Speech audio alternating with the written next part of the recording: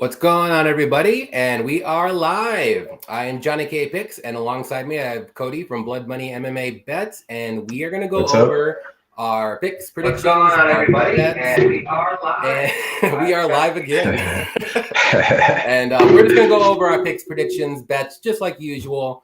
Talk about last week's fights, just the last few fights that were kind of cool, and we'll go from there. First things first, though, just hit that like button on this live stream for us. Let's get this thing up to let's do 30. I'm just going to say 30 likes. I think we could do 30, right? What do you think? Yeah, we can definitely hit 30. Let's just try 30. Yep, and we should be hitting 30 in the live chat, too, so we definitely should hit 30 Let's do 30 likes, people, 30 likes. I mean, that's all we're asking for. How about that? All right, so last week, or not last week, but last weekend, UFC Vegas 53. What you think? It was a pretty good card overall. Some decent fights for the way the bets went. Grant Dawson in them fights, and who was it? Who was it? Grant Dawson. What was the other wrestling fight? I had a parlay of it. Grant Dawson and I think I didn't Jared get to Gordon. watch. I didn't get to watch most of the fights, unfortunately. So I got to watch the last two fights. Them were the Vera one. Ones, yeah. Yeah, man, that fight was amazing. Crazy, dude. Crazy. The Arlovski fight. That was. Yeah, I mean, it wasn't a bad fight or not. Yeah, man. I was fine. We were finally on the right end of the little controversy this time. I'll admit, I might have slightly Fialho the edge in that one, but you know what? I've been wronged so many freaking times. I'm taking this one and I'm running with it. I'm not gonna brag, but yeah. But you know what? I looked on Twitter right when I got home after the fights and stuff, and a lot of people picked Fialho to win it. I was kind of shocked by that. Right. Yeah. Screaming and ranting, and I'm like, what happened? I had to go back and watch the fight, and I'm like, oh. Yeah. It seemed like Arlovski was a little slower and off his game. You could tell he was short notice, and that Jake Fialho had a full camp, not specifically for Arlovski, but you could just tell he was a little more fresher throughout the fight. Worked a great game plan, kept just clinching Arlovski up against the fence, but yeah, man, I kind of thought he won, but it was close enough. It's not like Arlovski got dropped 3 or 4 times and this and that. But and then the Vera fight was awesome. I actually went 10 of 11 on my picks on Tapology and took 3rd overall on the whole site. Yeah, you told me that, and I was like, damn, dude, that's fucking good. Is that my only loss on the night was Andre Fialho, man, and he just, he got stars, man. Dude, I saw that and I looked because I was just looking at my phone for the updates and stuff. And I'm like, he lost, and I'm like, by what? I'm like, KO, and I'm like, are you serious? Quick. I'm like, when? I'm like, 40 seconds. It was terrible. It's like, I swear, man, it's every week almost. It seemed like at least 3 out of 4 weeks per month. The biggest lock on the card gets beat. It seems like everybody, Petr Yan, the people that you're like this, everybody's on them. It seems like they lose. It's so weird. I don't know who this week is. Maybe Chandler or something. The better fighter. He just got caught. I saw the replay. I was like, dude. I was like, that was the only way Brito was going to win. It was a fluky knockout early in the first round. That's it. Because he doesn't have any cardio. No. And Fialho, man, he hit him with a couple of nice little jabs and stuff. You could tell he looked good. And I couldn't, because I was, I'd won all my bets up until then. I went 4-1, but I was 3-0 at that point, and I'm like, well, I got Fialho left, and I got Vera. Well, no, I still had Arlovski, so I must have been 2-0, but I was already at plus 300. I would have been doing great, but Fialho, he'll come back though. Brito, we'll have to see who they give him next to see how we're gonna bet him. Yeah, because I still almost want to fade him still, because it was good on him for getting that knockout shot. It takes skill still, but I just don't think he's just not that solid of a fighter for me to keep betting. But it just depends on who he's gonna fight. He might fight someone worse than him. I'm like, all right, well, I got to do right. Somebody with worse cardio, or can't stop a takedown. Because guy, he gasses, but he's one of them guys that'll fight through that gassing. You know what I mean? It's not like he's still hitting you with the explosive, but he don't just give up Gina Mazzani. I since I had the vid, I couldn't make it up to the casino, man, to get my bets in on Shanna Young, and I was going to sprinkle 2nd, 3rd round. But Lay's in the house. What's up, Lay? How's it going, Lay? Yeah, he thinks it's gonna be Norma no cap this week. That so for the lock. I hope not, because I got her in a parlay, man. I do as well, man. I don't want that to happen. Yeah, broke bets this year, Saba. Yep. Yeah. The under 2.5 for that hit, but I thought Philly would get the KO. Yeah, I mean that was a good bet either way. Right. Sometimes, man, that's like even and like playing that one, because that would be the easier, I guess, way. Plus, you save money on putting a bunch of money on Fialho.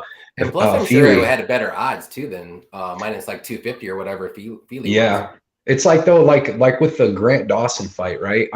That's why, man, I never like to get greedy. Like I just take the over 2.5 rounds, because you seen he finished Gordon with like a minute left, and usually in the fights, man, that's when the crap happens in that last two. Either in the first round, is most likely when something's gonna happen, but late in the third, when people are gassed, man, and they start making mistakes, or somebody's going for the finish, and they get. But exactly. Yeah, Trav. What's up going on, Saba? Yep, it's time for a smoke break. Come on, Lay. Yo, I can't blame you on that one. What's up, Bob Better? He's like, I'm a ladies' man. All right. Well, we know he's a ladies' man now. Yeah, I listened to Lay's show earlier. It's awesome. He had a great show earlier. If anybody I would totally watch your show, Lay, but like you do your shows like right when I'm driving home. Because I see it's like scheduled, and I'm like, I'll just catch it next time whenever I can do it. But what's going on, Travis? Yeah, Feely wins that fight, 8 out of 10. I would say even 9 out of 10 times. Yeah, man, that was sad. That was sad. Yep. All right, you want to get going to the we'll get going with the first fight here? Yeah, man. Yep. All right, let's get. I know these. I think they switched up a little bit already. I'm just going off of Tapology. I know you're a week behind, probably way off, but I know last week. We'll do the first fight. What Tapology says right now, it's Journey Newsom versus Fernie Garcia. Who you got here? Who you got? Man, this is going to be a really good fight. When I started breaking this down like last week, Fernie Garcia was minus like 200, 190 or 200, and I definitely when I watched like 3-4 fights of his, and I just wasn't that impressed to see him at a minus 200 over Journey Newsom. Journey Newsom's tough. If you watch him, he looks muscular. Looks like he would gas out, but he really doesn't. If you watch him fight Ricardo Hamas on short notice, went all 3 rounds with him, was good in the jiu-jitsu, good in the striking. He got beat, but he was on short notice, and Hamas is good. But everything, man, he's got a good boxing. His dad was a boxer, but he actually started with a Brazilian jiu-jitsu background. So he's got good boxing. He's got good jiu-jitsu. He's got pretty good wrestling. He's pretty well-rounded. I really like him, and he's got some power. You've seen him when he knocked out Domingo Flarte. But Fernie Garcia, I watched him, and he's like pretty well-rounded, but not like great anywhere. Like he's got good wrestling, he's got pretty good jiu-jitsu, he's got good ground and pound, but his boxing's like pretty good, but he don't really have no power. He looks like he's real powerful with a bunch of KOs, and you would think, when you watch his Contender Series fight against Weems, but he's really not like that. He had a bunch of decisions. That was his only knockout. He has 3 split decisions in his career, like within 4 fights, and I mean, he's only 10-1. I think this was like his 6th, 7th, and 8th, or 5th, 6th, and like 7th or 8th fight, and he just was fighting dudes that were like 3 and 4 going to split decision with him just like 2.5 years ago. So I know he's gotten better. Like I said, he's real well-rounded, but he just fights everybody close. So Journey Newsom is tough, man. Like he's really another real well-rounded fighter, and I think he's the best fighter that Fernie Garcia has fought. So right now, I think he's on my paper, I have him at Fernie Garcia minus 165. I think he's only minus like 160 or something now, but I don't know. I like Journey Newsom as the underdog. I think he has it's going to be a real close fight because, like I said, Garcia always goes to split decision. And I think Journey Newsom, he's going to be able to stuff most of the takedowns. He's got really good jiu-jitsu, and I think that he's going to land the harder shots when they're standing. So I'll take Journey Newsom. I'll take him by decision. I don't have no bets yet, though. I do like the over, though, too. I really like the over on this. So. Yeah, I'm going the other way. I mean, I totally agree with what you said. I just think, and I'll just piggyback on you, whatever you said. Plus, I just like Garcia's sorry, I can't even say his cardio. I can't say the word. I like his cardio a little bit better than Newsom. I think he'll like it's. For me, like I'll be worried with Garcia in the first round because Journey Newsom does have good power. and he can land the knockout. And Garcia is a little hittable. I don't really like that, but I think he can weather the storm with his wrestling. I do think he'll be able to get him down. Maybe not like after the first or second attempt, but if he keeps trying, I think he can do it. And if that happens, like I can see Garcia just going the wrestling game plan the whole fight and then just winning by that. So I just think there's a little bit more past the victory. I don't think there's going to be a knockout or like a submission, but I think it might be an easier path. I'm sorry. It should be an easier path to victory for Garcia than his Deucem, because I almost think like he needs a knockout or a finish to win this fight, because I don't think he's going to be able to outpoint Garcia with like volume or wrestling or anything like that. So that's why I'm going with Garcia. I do like the over 2.5. That's a very good bet. Yeah. I did pick Garcia. I have him in like my Dana White Contender Series parlay. Oh yeah, with Rodriguez. So nice. Yeah. That. So I like Garcia, but I can see it go either way. This is going to be a really close fight, though. Right. Yep. And I think at first the line was off, to have Fernie Garcia that big of a favorite, but I think he should be the rightful favorite, but and like you said, if they do wrestle, he probably would be the one on top. But Newsom's got good jiu-jitsu too. So yeah, that's true. Yeah, I'm gonna actually planning on going back to the casino, because I went there on Monday night and they didn't have the over/under lines out. I was mad because they usually do it like Tuesday morning, Tuesday afternoon, something like that. Right, online on like my bookie and stuff that I go through. Well, I check the lines and stuff. They've had it for like a week and a half. So I was just like, maybe since it's a big card, casino will have it up early. Yeah. But I'm gonna take Journey Newsom by decision, man. No bets yet or nothing, but yeah, I think it'll definitely go to decision. The over 2.5 is a good play too, if you're not sure who you want. Right. Yeah. Saba said we should have done the co-main event first, like we did last week. Hey, next week maybe. Next week maybe. Yeah. When I'm running it, my stuff's always out of order. Yep. And then, About Better said he's doing the all women's parlay, which, I mean, there's a lot of good. Who you Dumas, Dumas and Carnelosi, I hope. What's up too, About Better, by the way? What's up, man? Yep. All right, let's go to the next one here. We'll move on up the line. Let me get to this. I was looking at other stuff. Okay, so it is Godinez versus Carnelosi. Go figure. Right. I'll start off here. I'm going to go with, I was going back and forth with this one too, but I ended up doing Godinez. And the reason why is I just think her technique with her wrestling is going to be the deciding factor in this fight. And I know Carnelosi is super strong. She's super powerful with her strikes. She does have decent wrestling herself and decent grappling, but I just think Godinez is just a little bit better. She has a better wrestling. She has better takedown accuracy. I like her technique to get the takedowns. And she's not fighting someone that's like 5 inches taller than her and like with a crazy range like she did against Edwards. I think, who was it? Was it Edwards? I'm sorry. Carolina. Yeah.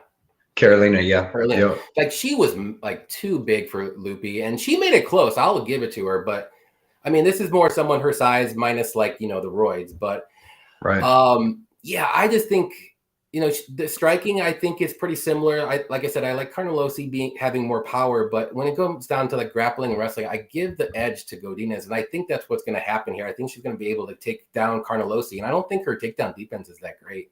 I think it's about, let me look it up real quick. Yeah, no, she's definitely been taken down. It says 25%.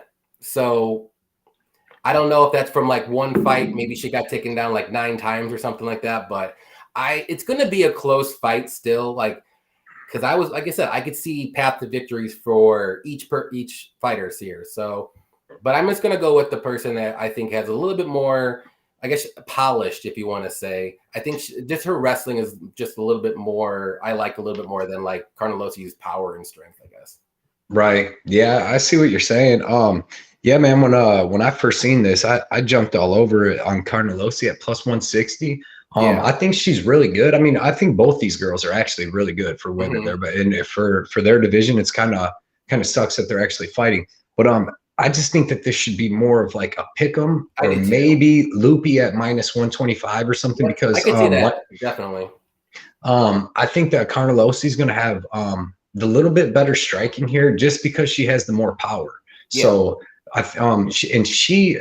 she's like another, it kind of looks like she's getting tired, but even when it looks like she's getting tired, like her opponent's getting tired too, because they're just, she goes into dogfight. She's like the female Darren Elkins to me, man. Like, she's going to fight for your money. So when I seen her at plus 160, I was like, wow. Cause I was like, it should be Pick'em or Carnelosi, maybe a little favorite. Because Carnelosi has 2 losses. She's 14-2. Her 2 losses are to Amanda Ribas and Angela Hill on short notice. And I had a bet on Angela Hill in that fight, and she was coming back on Angela Hill like that. It was almost like gonna go down to who won that 3rd round, and then Angela Hill hit her with a big elbow that split her open. But she's a dog, dude. I think you're right. I think in that 1st round that Lupi will be able to land a couple takedowns. But Carnelosi, she's a black belt in like 2 different things. I think it's jiu-jitsu and like Muay Thai or something like that. Like she's got numerous black belts. She's been fighting her whole life. I just think that, and she's got really good wrestling herself. So you know what I mean? So even if she gets taken down, she ain't gonna accept the position. She's gonna be moving to get up. And I think that she'll be able to eventually start stopping them takedowns a little bit, maybe even get some of her own. Because so I'm saying this fight should be a pick 'em because this is going to be back and forth. Like at first when I checked it out, and Lupita Godinez was minus 210.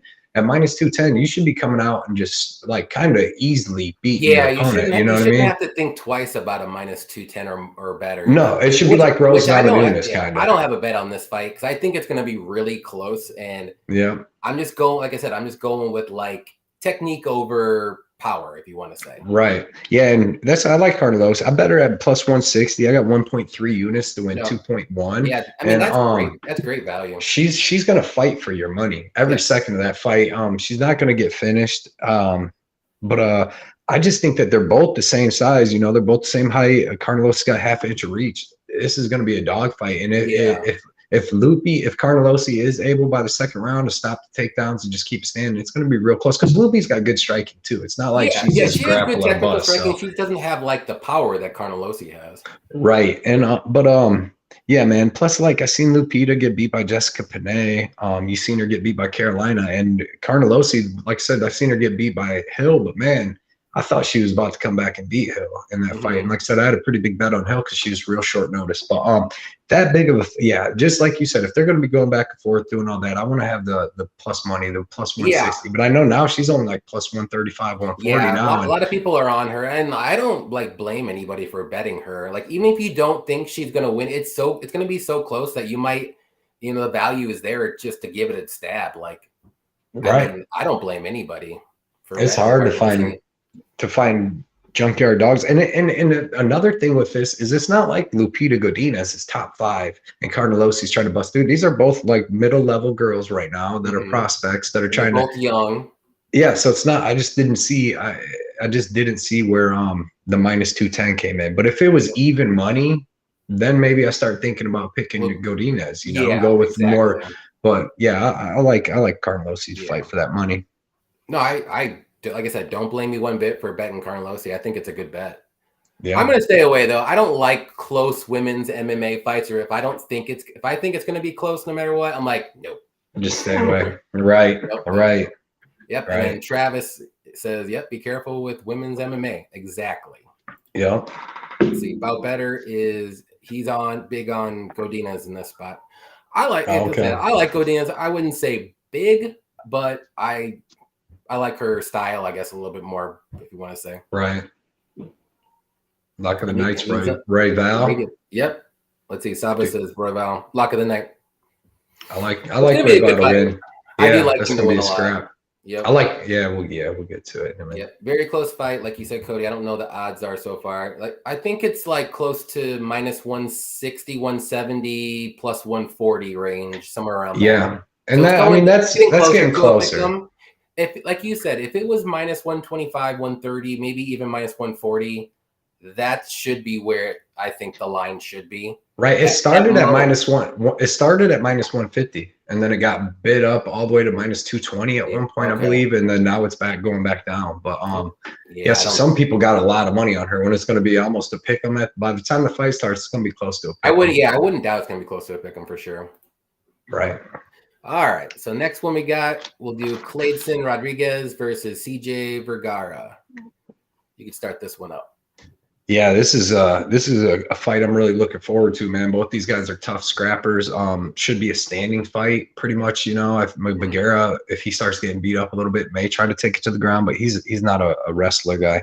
Clayton Rodriguez, man. If you've seen him on the Contender Series or any of his fights, really good striking. Guy's got really good movement, really good octagon control. He's usually backing the guys up, that's what's going to be interesting here because both these guys like to come forward a little bit. So.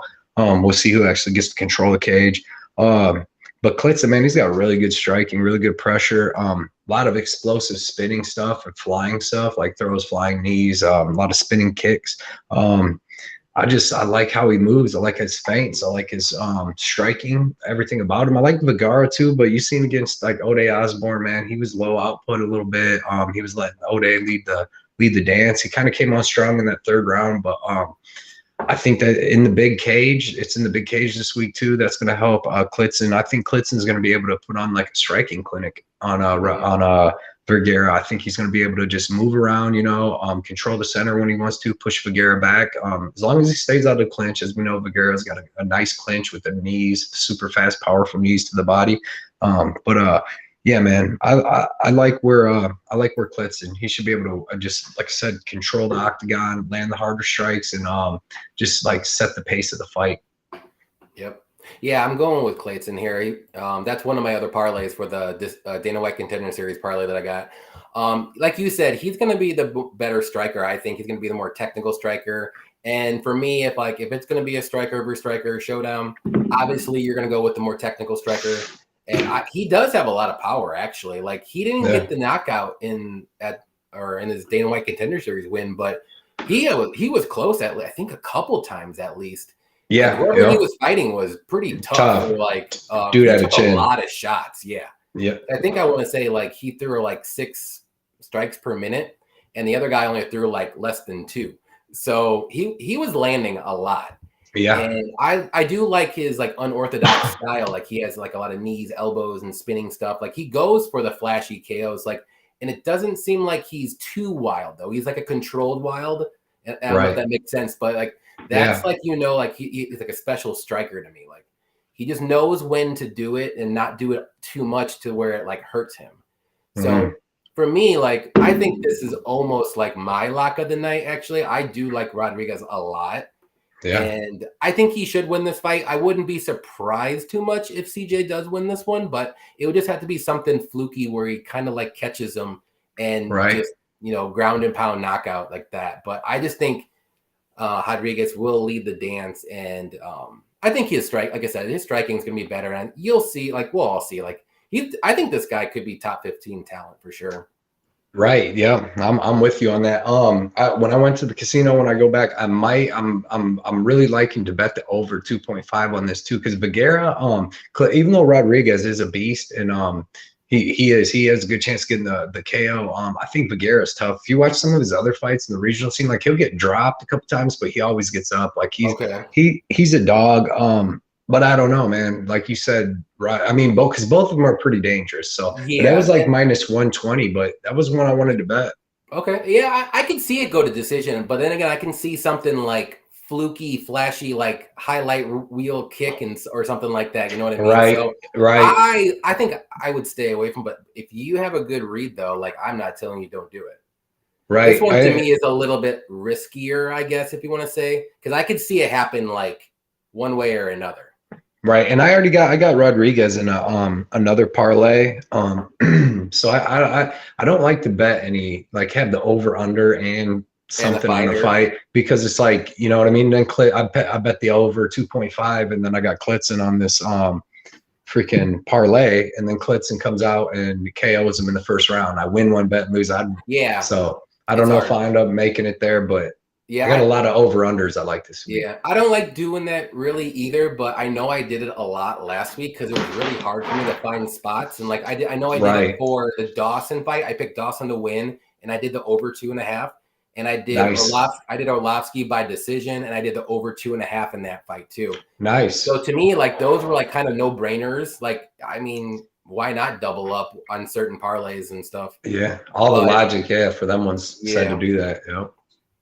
All right. I remember you saying this, Saba, and thank you for the apology. He looked like a Brazilian jiu-jitsu champion, world class. So, yep. Yeah, that. No, I mean, I was not comfortable picking him out. I wasn't like confident. I didn't even bet him. So I picked Figgy too. I picked him too. Yeah, I didn't know he was going to get that first because I put it. I would have never guessed that a knee bar like with what 2 minutes in or something or a minute. Yeah. I put in a DraftKings lineup in the $15 tournament, like a lottery ticket. I barely ever do it, but I did it for this one because I only had 5 bets in. I ended up going 6-0 on my picks, and if I would have been in anything other than that $15 tournament with 30, 40,000, whatever it is, then I would have won. Like if I'd have been like the $55 tournament, I probably would have took like top 5 and won like a couple grand or grand or something. But yeah, man, I went 6-0. I had Figueiredo on there. I had Shanna Young. So them were pretty much like my 2 underdogs. I had Vera, had a bunch of people, but I needed Brito. Brito was the one that killed it. Everybody that had him did good. Oh yeah, he probably got like 130 points or something like that. Yeah, because he got the early knockout. Yep. Rodriguez, Fialho, OSP. I like that. That's a good OSP man fight. Yeah, that's a good parlay. I like that one. The OSP one, man. We'll get to it. We'll get to those two, old time fights. But I mean, I don't want to skip around a bit. But yeah, we'll get to that one for sure. I really like Rodriguez and Fialho though. Boom. Yeah, those are good. Those are good parlay pieces for sure. Oop, I think I missed one. Saba said O'Malley and Muniz officially confirmed. So we're eating Brazilian breakfast. That's gonna be a good fight. Yeah, they'll both bring it. What? Let's see. Love that trifecta: win by decision, over 1.5, and yes to go to decision for certain fights. Yeah, I mean, if you can figure out Orlovsky is a perfect person to do this for. He always wins by decision. It's gonna go over. Obviously, it's gonna go over 1.5, and it's gonna go to decision. You'll just triple up your bet. You could even have bet him by split decision. I think all his last 5 wins have been by split. I was this close to doing a split decision instead of just decision, but I'm like, it is Jake Collier. Right. He's not that great. He's better than I bet it paid good. Oh, I bet it did. Right. I bet you it was plus 400 maybe. Yeah, he's way better, and he definitely beat Vandera down after seeing that. He did way better against Orlovsky. Let's see. I still have no idea why Da Silva changed his guard there. Yeah, I didn't watch that fight, but I heard something where he just did something wrong and transition. Yeah, because he got a takedown and was in the guard, and then went to clear guard. I don't know. It was just a weird little scramble, dude. And Figueiredo. That's why I picked Figueiredo too, because I knew he was gonna have better jiu-jitsu. He's a legit black belt. Yeah, I thought he hit that knee bar better easy. Wrestling as well. Right. That's why I originally picked him. I thought he was gonna be able to take down Silva all the time, and Silva's more of a striker, so. Yeah, I wish I'd have bet him. Yeah, now hindsight, I'm like, damn, right. That looked real good. I should have fucking bet him. He was at plus 100 or 115 at one point. Yeah, and yeah, like I said, I went 10-1, and I think I had 5 bets in, and the one loss that I had happened to be one of my bets. What, the one that we were confident in all week? We're like, yeah, there's no way. Yep. No way. Black right to the chin. All right, let's move on up the card here. We're gonna do Tracy Cortez versus Melissa Gatto. Is it my turn? See, I don't even remember us. Yeah. So this is another fight that I was kind of going back and forth originally when I was doing some research.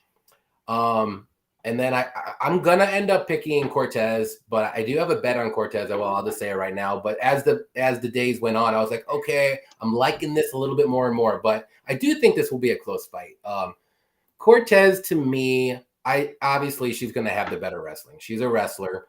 Her striking is mediocre at best, but she's going to be able to take down Gatto pretty much whenever she wants. She has really good takedown accuracy, and I like her trips and stuff when she gets close in the clinch. She's really good at that, but she'll have to be very cautious when she's on top because Gatto's submissions are. But the good thing about Cortez is she has really good submission defense. Like her wrestling is super top notch. And like, I get why people are backing Gatto here. She's looked really good in the last couple fights. She's got some knockouts and stuff like that. But, and there's a lot of value still on Gatto too. I think this is closer to a pick'em, kind of like the Lupi and Carnelosi fight. I think it should be closer to a pick'em here, but I'm a little bit more confident that Cortez can get this one done than Lupi. I know Gatto is a little bit more dangerous maybe, but I think Cortez can stay safe on top for the majority of the fight, and I think she can win at least 2 of these rounds. So I like Cortez here. It's going to be close, but I'm going to trust the wrestler over the grappler here. So, yeah, man. I'm with you. Like, I'm with you. I like Gatto. She looks tough. Great submission game and all that. But to be honest, dude, Tracy Cortez is the truth. Like, she's like really up and coming. Like, girl that could be a champ in a couple of years. Like, she's got legit wrestling, legit BJJ. Her striking's pretty good. She's training with Brian Ortega all the time. She's just good, and she's got really good wrestling. Like, she's got a win over Erin Blanchfield. She's got a win over Stephanie Edgar, who you see is tough as shit. Submitted Jessica Rose Clark. She's been beaten. Submitted Shanna Young like it was nothing. And you've seen Cortez was taking her down the whole fight and holding her down, hanging with her jiu-jitsu. Gatto has some of the worst takedown defense ever, but I think it's because, she don't care if she gets taken down. Yeah. But that when she starts getting with these higher level girls, it's not going to work as well. Like, she's got a couple draws just because of stuff like that, standing on her back the whole time, trying to get submissions, and she don't get them, and it just ends up being a draw. But I think Tracy Cortez is going to be able to land the takedowns. If anything, though, Gatto did show pretty good striking, but if Cortez has pretty good striking, if Cortez can beat her in the striking, then she can use the wrestling to keep standing and just strike with her. But if she needs to, if she can't win in the striking, she's going to be able to take it down. Like, she's going to dictate where this fight goes. I believe she'll be able to land the takedowns whenever she wants, and as long as she stays safe. But it's worrisome. I don't have a bet on her or nothing. But I think she's going to win, but it's worrisome the whole time, you know what I mean? Especially with females, because they're so flexible, dude. They can hit arm bars, all that out of nowhere. So I didn't put no bet on it, but I've been backing Tracy Cortez because, like I said, I think she could be like a champion in a couple of years. She's still young, but I like her. I like Gatto too, man. This is like they're putting 2 really good prospects up against each other early. But give me Cortez by decision. Yeah, I think it's going to go by decision as well. I think Cortez is kind of reminds me of like a little bit bigger, like Esparza, you know what I mean? But she has like maybe a little bit better striking than Esparza. Yeah. But like just that kind of, I mean, you can go really far in the UFC if you have really good wrestling and takedowns. But you gotta like just get a like Oliveira, we'll get to him, but like him, he had really good jiu-jitsu and that, but he never really had striking. And then once he figured out the striking part, then it was game over. I mean, he was submitting everybody still, but he wasn't losing. Right. Well, and it helps too, because like you see with the Poirier and all that, like when these dudes knock him down, they got to let him recover and get up. You know what I mean? They don't want to go to the ground and finish him. So it's giving him back. Chandler tried to, and then he got reversed right away and all that. But yeah, like I said, we'll get to that. Yeah, I know. We keep flip-flopping, man. Like all the examples that we're talking about are like later in the fight. We're like, oh, okay, we'll just wait. Yeah. There's a lot of good fights this fight. Like every fight that I'm like looking at, like it's gonna be entertaining in some way. Like I'm interested to see like how this person is gonna do against this person, or like did this person like work on what they did wrong last time, and let's see if they can do better this time. Like there's just like so many of these fights, like, or they're new and you're like, I want to see if they can do good in the UFC. Like they're a really high, like top prospect that coming out of Dana White Contender Series or something like that. Like that Muhammad dude, or Muhammad Maghiev or whatever, dude from England. Yeah. Like, dude, that guy's. We tried to figure out his name for the last 2 lives ago. Not Murdoch, because there's the Makhmad Murdoch. That's the dude that Murdoch. Why can't we think of this name? And it's going to be a name we need to remember. But I know who we're talking about. But a lot of Dovs and the Devs and Dovs in the UFC from Russia, man. Yeah, exactly. Hey, Sada, thanks for that. that message, man. Sav is the man. Oh, here we go. Yep, that's the way he said. I'm not going to say it because, but I mean, we're pretty good, I think. I wouldn't say we're like the best in the world, but hey, we're getting there. I don't know. I mean, we got to improve. I mean, right. You're winning Tapology #3 in the world, so let's go. I right. mean, this is the spot to go. How many shows do you think we've had now? This is probably like maybe 10? like 5 or 6 or maybe more than that. I would say maybe 8. Let's split the difference. I think this is about probably 8. Like the 8th. About 2 months of them. Yeah. Let's see. Bob Better said Cortez is the weakest of his little tricksy parlay. Right. I mean, it's going to be I'll go with Lupita. I think Cortez has more of a chance than. Yeah, I would too. I think I'm leaning. Makiev. There's Saba got it. Makiev. Yep. We want to throw an R in there for some reason. I don't know why we want to say like Murdov. Like it doesn't make any sense. Isn't there like an Mak Murdov, the dude that GM3 beat. Or I don't know if his name's Muhammad though. It's something Mak Murdov. What was the other one who was he was in Dana White Contender Series and he won recently? Is it the dude that knocked out Albert Durarov? Never mind. Durarov or something. Yeah, you're right. I know you're talking a lot of about. offs, dude. Yeah, and Devs. Makiev. I mean, I think we do pretty good. We make some money for everybody. Like we're not here to like pay, like you're not going to pay for our bets. Like all my bets are free. Like they're not going to be like crazy Hail Mary parlays, hoping for the best. Like I want to do like these straight up bets that are going to win and just keep on building your bankroll up. Like the risky bets are fun. Don't get me wrong, but man, I hit like 1 out of 10. Like anything more than like plus 500 to me is like a lottery ticket. It's just tough to hit. That's because they're wanting to give you that. Like they want to. I mean, even with like Romanov versus Sherman, like probably not that many people was betting on Romanov. Probably more people was betting on Sherman. I seen the line go down and they're wanting you to see that big line and be like, what, 2,000? I get plus 1,500 on Sherman. They want you to see that and bet that because they know, like, I mean, unless Romanov slips on a banana peel, like. He's going King Kong freaking Sherman. I watched King Kong the shit out of him. Yeah, I watched a little bit of those highlights, and man, dude, he's gonna be a problem. Yeah, if he can work on his striking just a little bit more, man, he's got the wrestling and the ground game and the submissions. Like in the heavyweight division, that's amazing because nobody except Aspinall, I would say, but and Blades, but man, But Blades doesn't have the submissions, though. He's really good wrestler on top, controlling ground and pound. But he submits you with elbows. Yeah, Aspinall and like Romanov are like. Man, that Aspinall Blades fight's gonna be so good, dude. Like that's gonna be. I wish they didn't do that. I wish they would have done Aspinall and Tuivasa instead. Yeah, but to he work would just up take one of them. Right, because now they got Tuivasa fighting Cyril Gane, man. Yeah, so what's going to be like maybe Blades and Gane if that happens, like which is going to be a good fight. I think, dude, I got to bet Aspinall over Blades, man. Even though Blades got that wrestling and stuff. Plus money, I'm taking Aspinall. Jumping 100%. On it, yeah. I want to see Aspinall. 100%. Yeah, Aspinall and Cyril Gane is the only one that interests me out of them because, like, well, maybe Blades, but like. I don't know. Gane's been working on his wrestling and stuff, and Aspinall might be able to get him down. Blades might be able to get him down, but I don't know, dude. Cyril Gane, if he could have just beat Francis Ngannou, could have been like maybe even still like the best heavyweight champ ever, dude. That dude's like the best heavyweight I've ever seen, but except Ngannou, I guess. But yeah, I mean, man, that Ngannou Gane fight, man, that last round just. I couldn't believe my heart because I'm like, dude, get up. And he had the opportunity because he had the knee bar. And I'm like, oh, just use it to get up and stand up and you're going to win this round. And he didn't. And then he got like swept and he got on his back. And I'm like. And he had the takedown though in the 5th. Like it was 2-2 and he had the takedown.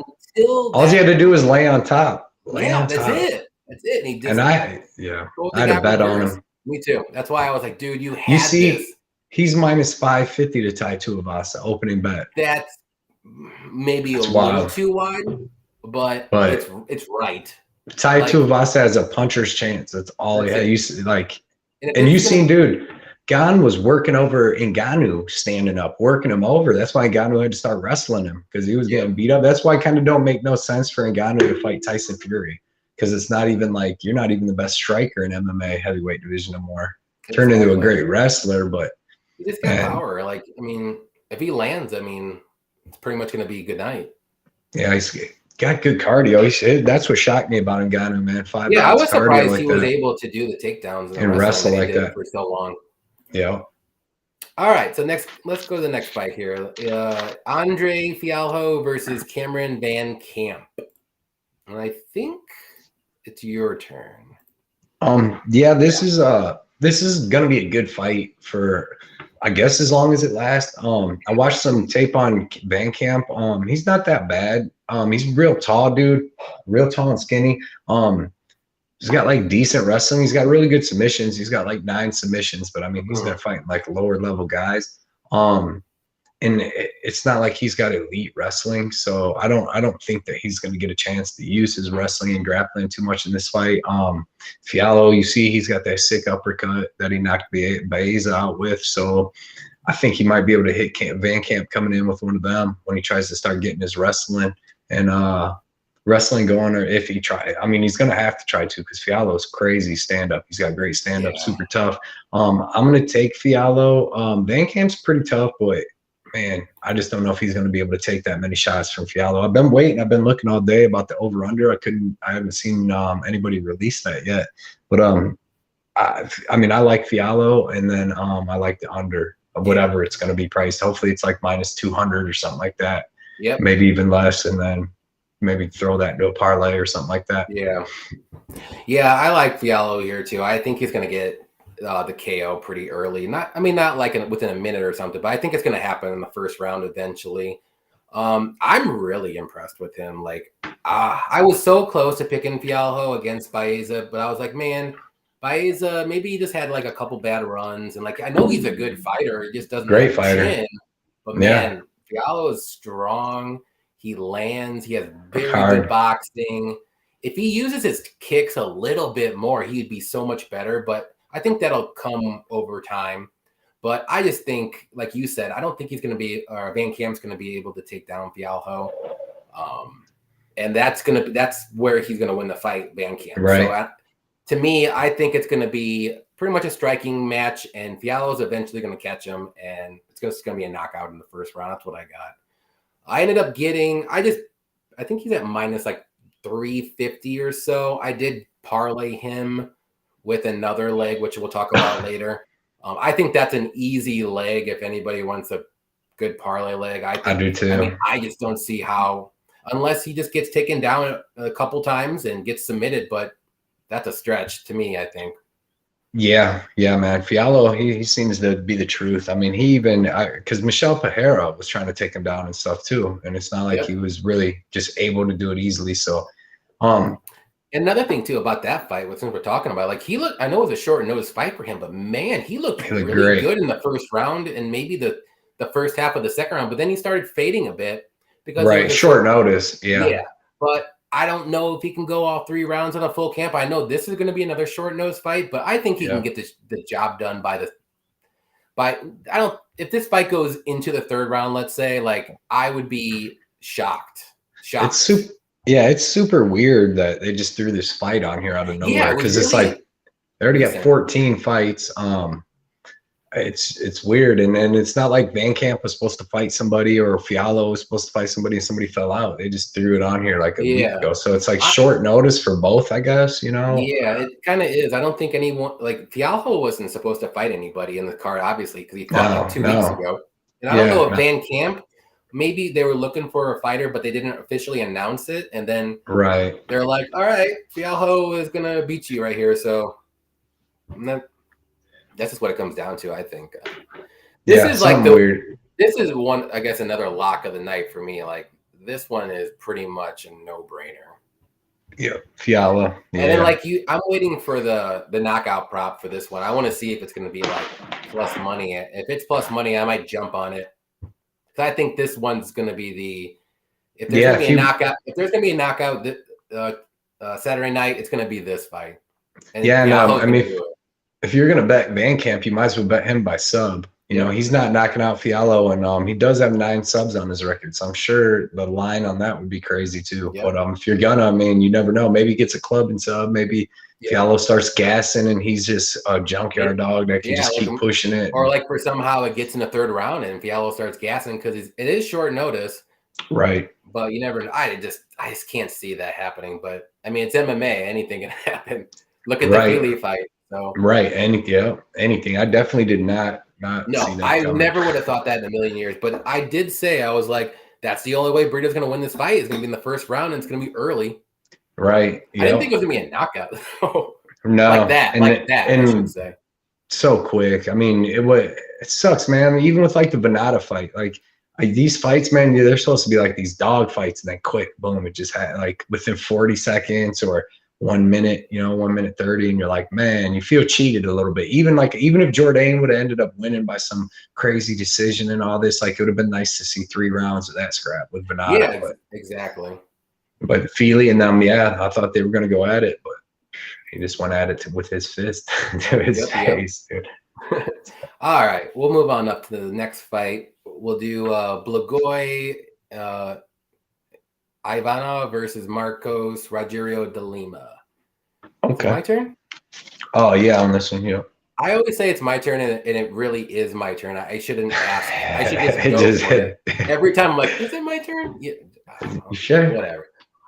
So I'm rolling the dice on this one. And I know I might be wrong, and that's fine.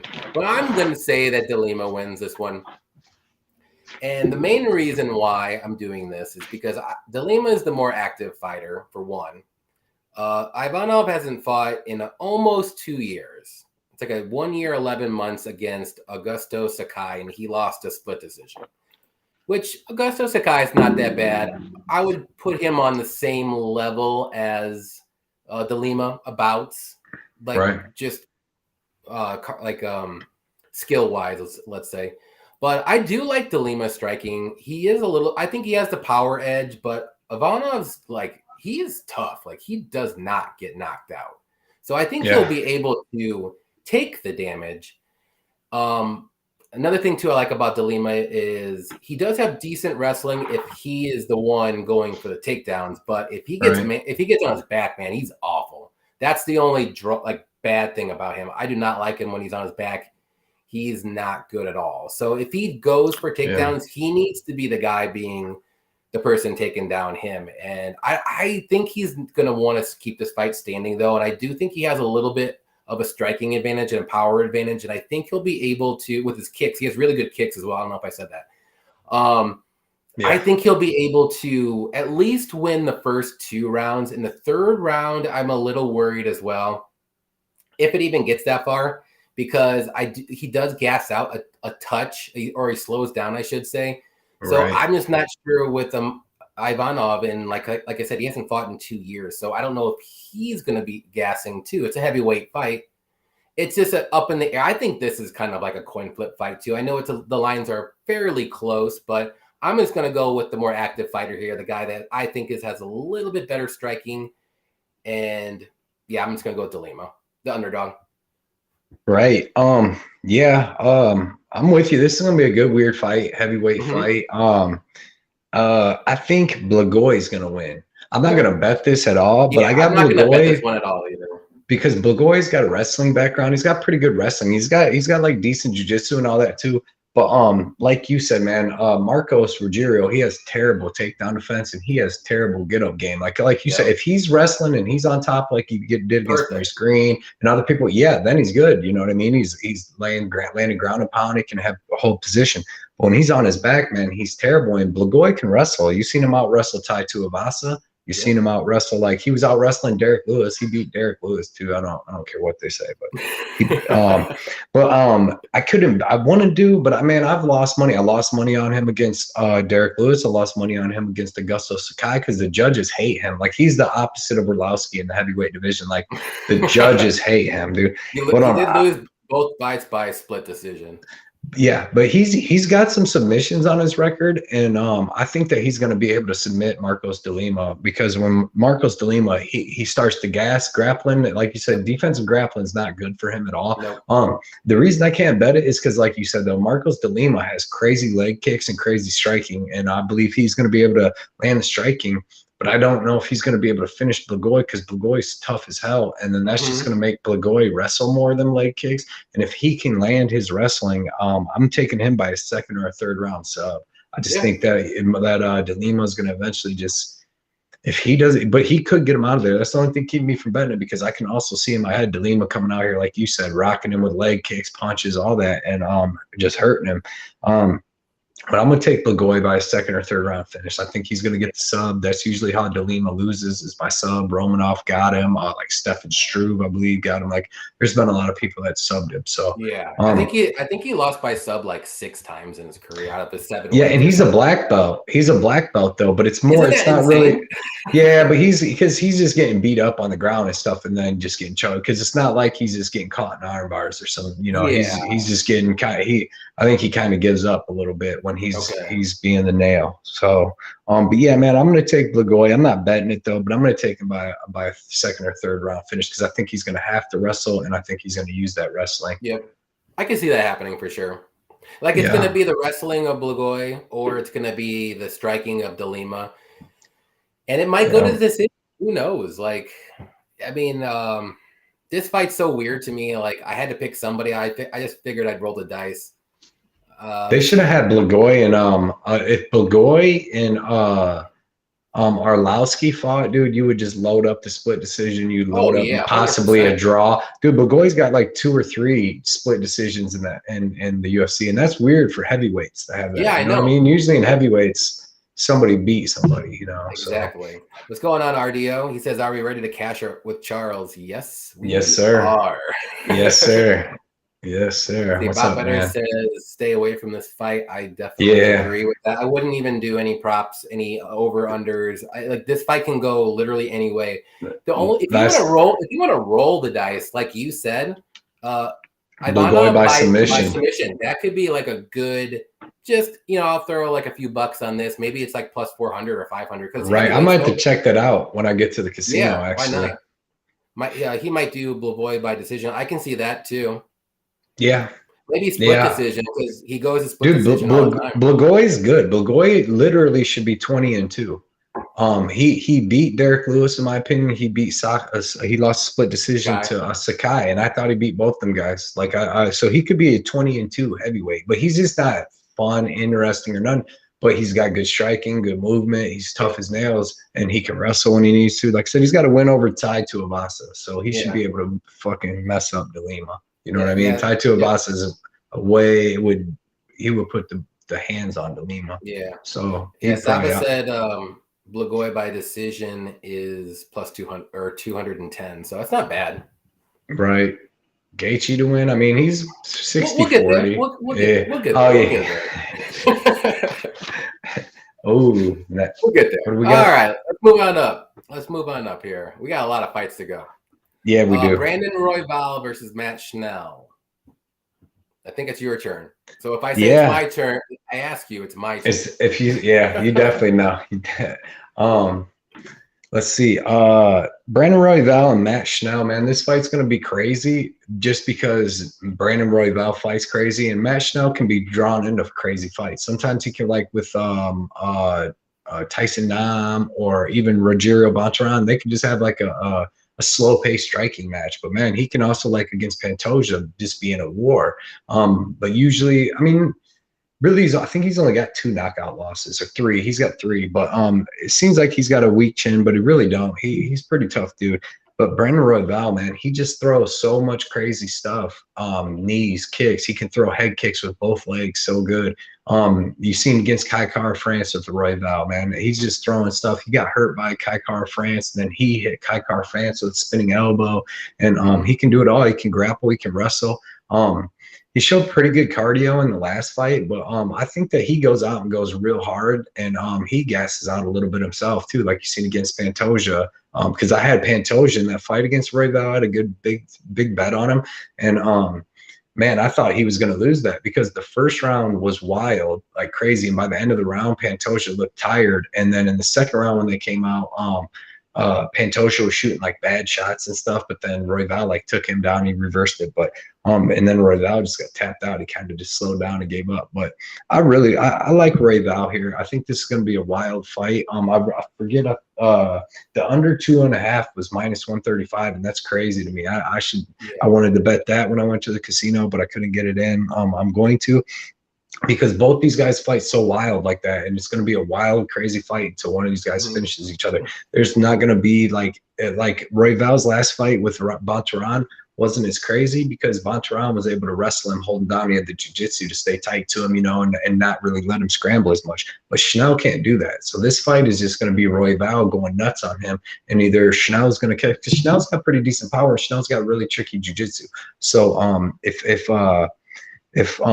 they do go to the ground, there's nothing saying that Schnell can't catch Royval in a submission, and Royval could definitely pound him out from the guard, any of that. So it's going to be a wild and crazy fight while it lasts. I'm going to favor Brandon Royval in that because, I mean, he's just a savage. He's got a way better chin. I don't know who's got the better wrestling, but if it goes to the ground, like I said, they're both real dangerous. So that's why instead of taking Royval at -265, which, like I said, I think he's going to win, I like that under, man. One of these dudes is going to finish this fight, and because it's going to be a dog fight till one of them completely gasses or one just gets caught. And I do think Royval is going to catch Schnell and KO him in them first 2 rounds. So that under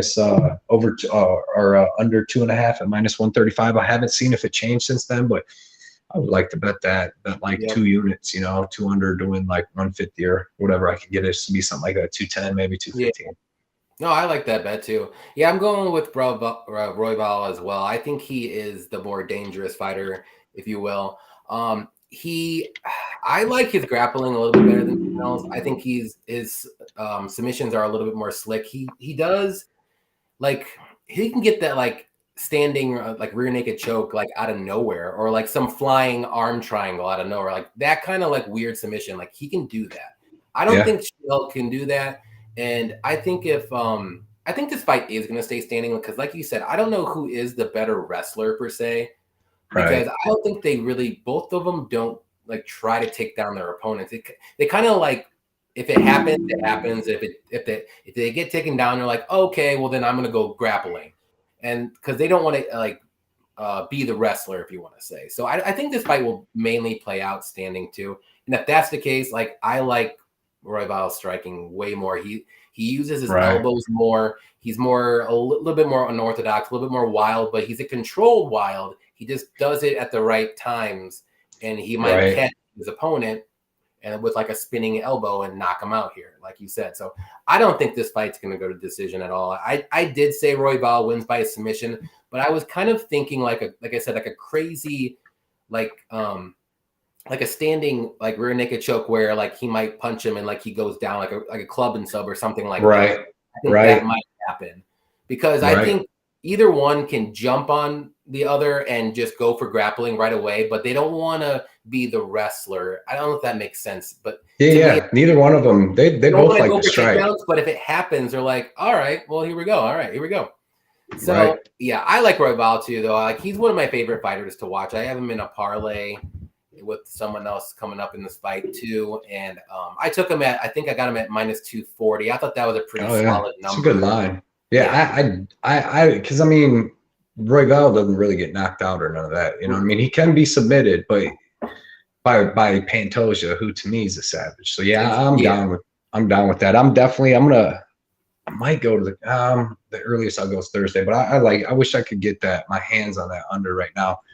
Seen Saba at what's that? Go ahead. Carlos said that he's been following your picks lately. You've been doing good. Nice, man. Thank you, Carlos. I appreciate that, man. We won't call you crazy because he got third in the world last week, 10-1 on Tapology. So follow this guy.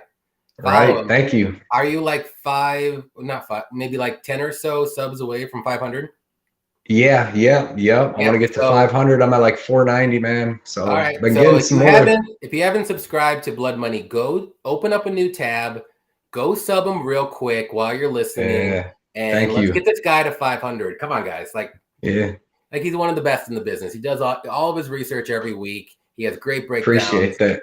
500. Let's get him to him by fight night. I want 500 subs by Blood Money, or we're not doing a live show next week. I said. Yeah, I'm down with that. All right. Lay says smash that like button. Yes, please. Hell yeah.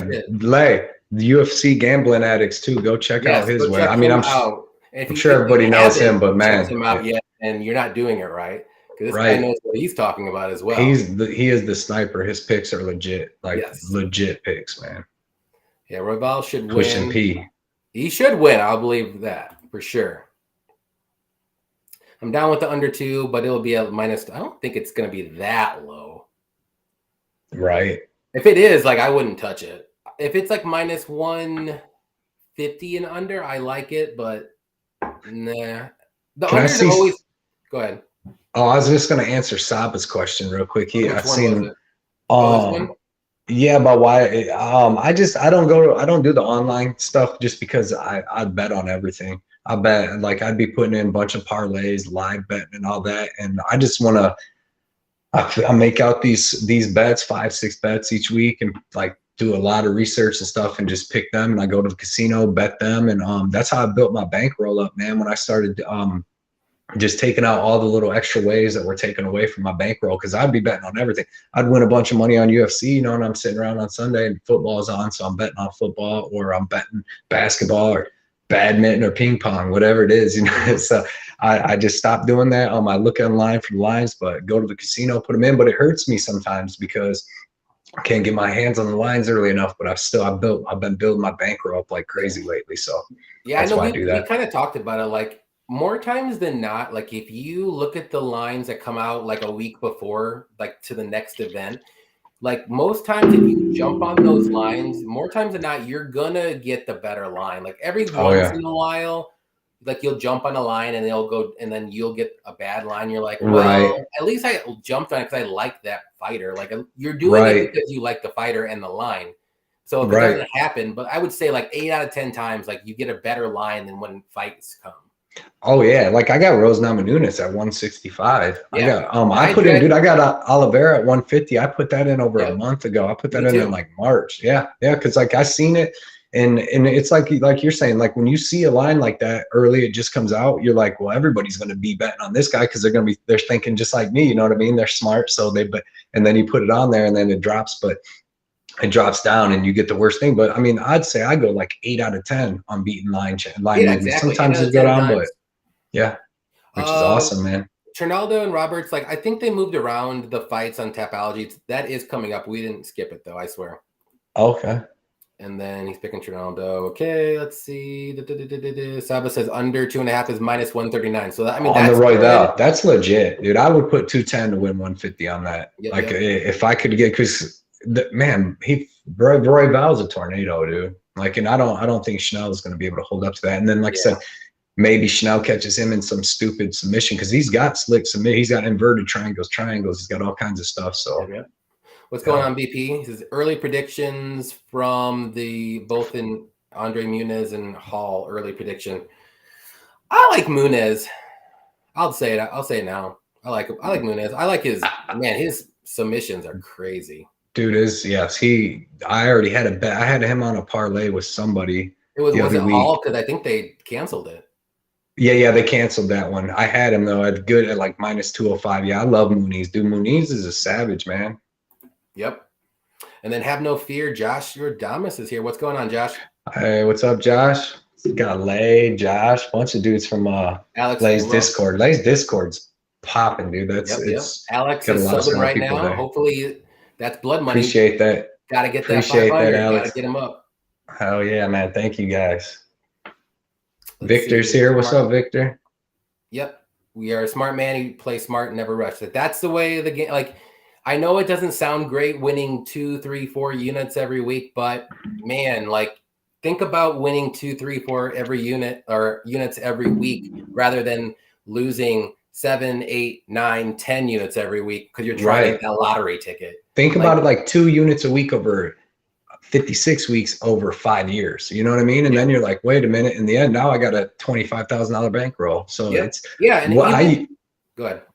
Oh no, I mean, because I just used to be. When I first started, like I did DraftKings for a long time. Then once I could get my hands on a book to bet on UFC, man, I'm putting in the 4-fight parlays and wanting to win, $700 and doing this, and like I said, betting online and betting everything.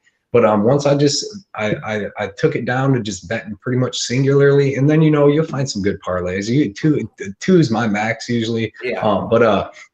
Yeah, man, you can build that bankroll slowly, man, and that's what it's all about. Because just build it and just win. Keep your bankroll from your money separate. Say, hey, I'm gonna start with this $100 or this $200. I started with 300 in September. Now I'm up to 4,000 from it. So, but it's just from building it slowly, man. Each event, putting in 5-6 bets, wanting to win one unit. Really, when I started it, and I'm like, man, if this guy's 170, instead of putting him with this other guy, because I was sick of winning 2 and losing 1, I'm like, I'm just gonna bet this dude. I'm sure he's gonna win. So when I started doing that, won a lot more, and just built onto my slowly 1 unit here and be happy with 1 unit, and like put in 5 bets, want to win 3 to win 1 unit. And then when you win 4, you're like, hell yeah, man, you got a little extra gravy. Then when you hit the 5, it's money. But if you can just put in 5 and hope to win 3 out of 5, because you can't get mad every bet you lose and stuff. You lose a bet, you go, all right, man, that sucks. Yeah. Unless you bet on Collier, then get mad. But something like that. Yeah, I started doing like 5 bets like you're doing, and then I moved up to like 6 or 7, and then I'm like, a good sweet spot for me, and like it might sound like a lot, but like 9 bets is my sweet spot. Like for some reason. So for me, like all I need to do in the way that I'm betting is I need to win at least 4 out of 9 bets to basically break even. So I mean, to me, it's like if I have like a 4 out of, like an under like 45% chance like a night, like that's easy. I could do that like 9 out of 10 weeks. Especially if you look at Josh Radames, man, with his stats that he keeps up for us and stuff. Yeah, man. I mean, we're all picking at like a bad week for us is like 65%. Yeah. You know what I mean? Like for real. Like and sometimes we're picking 95, 91%. But yeah, man, all of us are staying above. Like he keeps all them good stats and all that, and all of us are staying above. Most of us get about 80% each week. So Josh Radames, his stats are awesome. He's got to get back on YouTube, man. He's not kid friendly the way he talks, but I like, dude, he's a genius. He's really a smart dude, man, for real. So, well, you don't want probably little kids watching MMA stuff anyway. No, so. No, but the thing is that like I'm sure he hits it where no kids can watch it, but then you got just adults that they get offended. Yeah, exactly. Man. It's like, man, just let him talk. He's funny. Yep. Yeah, Brooke says he watched pay-per-views at the casino and all the generals come out to bet the 1,000 plus 1,000s. Yeah, I mean, that's what a lot of people like to do. That casino wants that. Yeah, they love that. And people just want to, like, I don't want to, like, I'm not saying, like, certain people that are doing this is bad and they're doing it wrong, but if you want something more consistent, like, it's just making sure you're just winning money every week. It doesn't matter how you do your bets. Like, if you want to do a fun bet, and you want to do like a plus 1,000 bet, like just bet like a quarter of a unit, whatever your unit's going to be like. And if you don't hit it, you don't hit it. If you do, you're like, sweet, like that paid for my whole night and some. And I could lose every other bet tonight, but that's going to make me profit. Like I used to do that too. Like I used to do like 4 cool bets, like easy, nice bets, and then 1 like Hail Mary parlay. But I stopped doing the Hail Mary parlays because I'm like, man, I have not been hitting them. I hit them every once in a while, but it's just not enough to say like I should keep doing it. Right. Yeah, man. I'm with you on all that. They were averaging 76%. Let's see, Liiive. We understand that we cannot win every play. Yeah. Yep.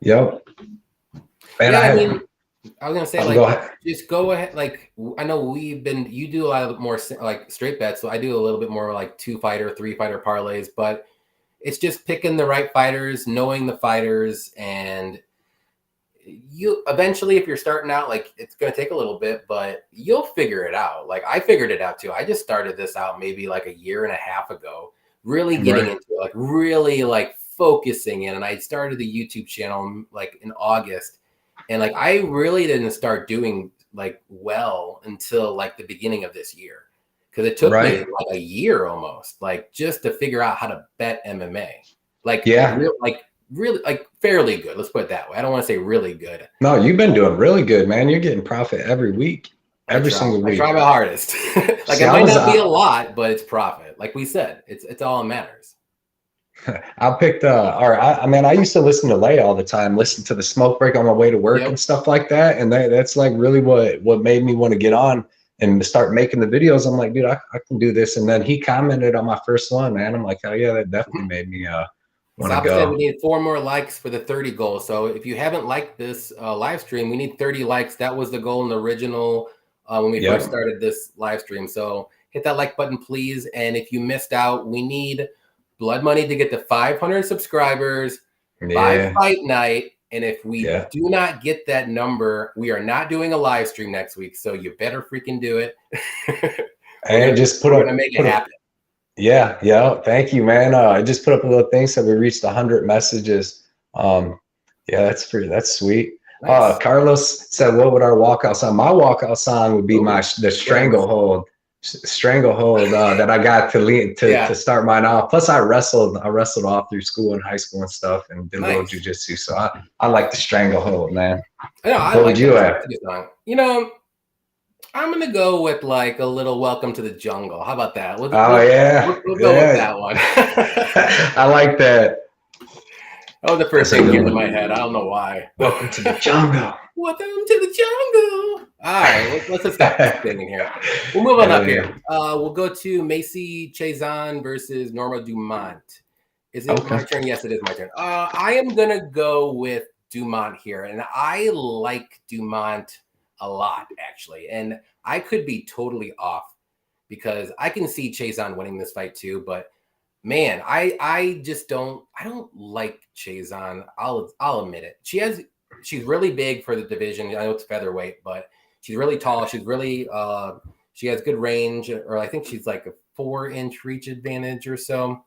But the thing about it is, if you get her to the ground, like, she's like a fish out of water. And Dumont's pretty well rounded. Like, she's normally a striker. She has very good takedown defense, but she's not really going to have to use it this fight. But I think she does have pretty decent wrestling, and she can use it in this fight. And I think that's going to be the way to win this fight. If this fight does stay standing, I think it's going to come out a lot closer than the line says. But I think she's at minus like 240, I want to say right now. I do like that line, but man, like I said, she needs to use the wrestling and take her down, because once that happens, I think she's going to cruise to an easy decision here. So I like Dumont here. I got a bet with her and Cortez. That's my 2-fighter parlay. Yeah, man, I'm with you. Dumont's better than Macy Chiasson everywhere. Yeah. Like, her striking's legit. Macy Chiasson, the only thing that is decent about her game, she's got like a decent clinch because she's so big. But dude, Dumont's got a good clinch herself. This fight's at 145, where Dumont's way more effective and more natural at 145. She could never make 135 every time she tried. I think maybe she made it once, but I'm not sure. But Macy Chiasson makes 135 regularly. You know what I mean? So that's going to favor Dumont. Dumont has better striking, in my opinion. She has better wrestling. You've seen her against Felicia Spencer at 145. Dude, Felicia Spencer is really good, and she's a big girl, and she's got good grappling, good wrestling, good striking. And Dumont worked her. I mean, it came out to like a split decision, but Dumont won clearly a 29-28, in my opinion. And I had a bet on Felicia Spencer that fight. But I just think Dumont's going to be better everywhere. If anybody's, like you said, if anybody's landing the takedown, it's going to be Dumont. Dumont was able to take down Felicia Spencer. She'll be able to stop Macy Chiasson's takedown. She looked good in her last fight against Aspen Ladd, where she had a 5-round fight, but they didn't have to do much for the first 3 rounds. But I definitely like Dumont here, man. I'm not impressed with Macy Chiasson, never have been. Yeah. And I think Dumont's a better fighter all around. So I definitely got Dumont here, and I think she's gonna make it look easy over 3 rounds. Just not easy, but she's gonna win 30-27 in my opinion. Yeah, and like I said, if she can just take down Macy once a round, that's it. Like, Macy's not getting up. No. So that's all she needs to do. I think that'll be the easiest path to victory. Boutbetter is announcing his love for Dumont. She's thicker than a cold bowl of mashed potatoes, man. He is wanting of Dumont. He also said, "I would do Dumont."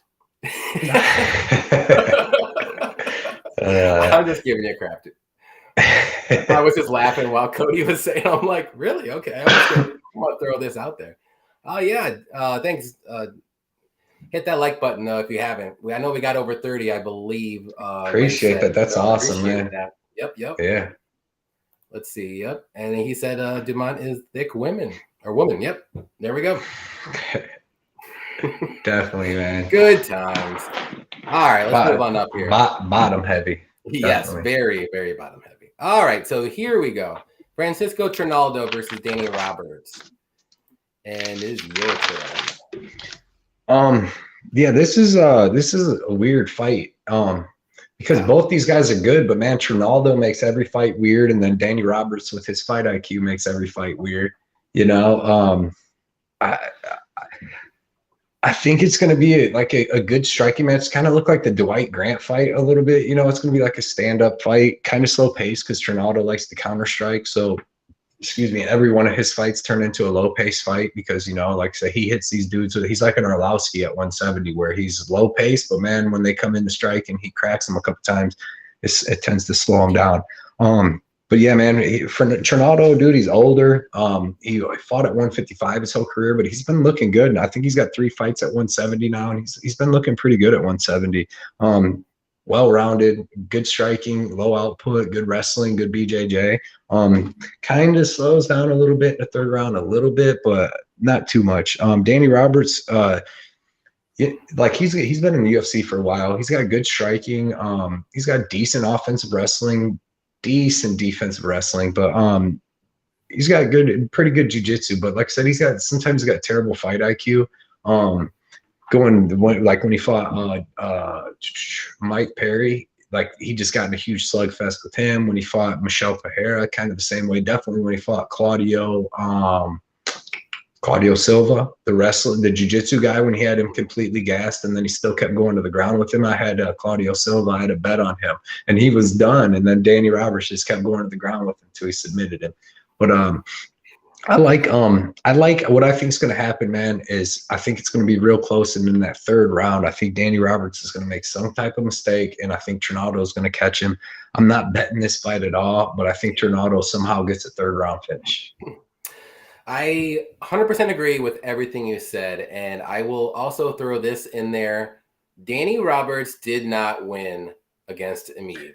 100%. No, it was literally one of the top 2 with Macy Barber and Maverick, the worst robberies of 2021. I was on the wrong end of both of those robberies. I will remember this to the day I die. But yeah. I will say, though, Danny Roberts has pretty good striking. But, man, I just think Trinaldo, I know he's old, and he's going to be the smaller fighter. But like you said, he's looked good in this welterweight division. He's pretty solid. Yeah. He's good everywhere. He has good BJJ. He has good wrestling. He is a little low volume, but I think he can grind Danny Roberts to a decision. He might lose the first round, but I think Roberts kind of slows down as the fight goes on. And if he doesn't get the knockout, do you see what I saw? Yeah. I'm going to bring that up, okay? Yeah, he ain't lying. Yeah. But yeah, I got Trinaldo here too. I think he'll be able to outpoint, out-wrestle, out-grapple, whatever you want to say, for the rest of this fight. So I'm going to go with Trinaldo as well. Yeah. But I'm not betting it or anything. I think it's going to be a closer fight than. And if the judges give Roberts this win again when he shouldn't, I'm just going to freaking riot.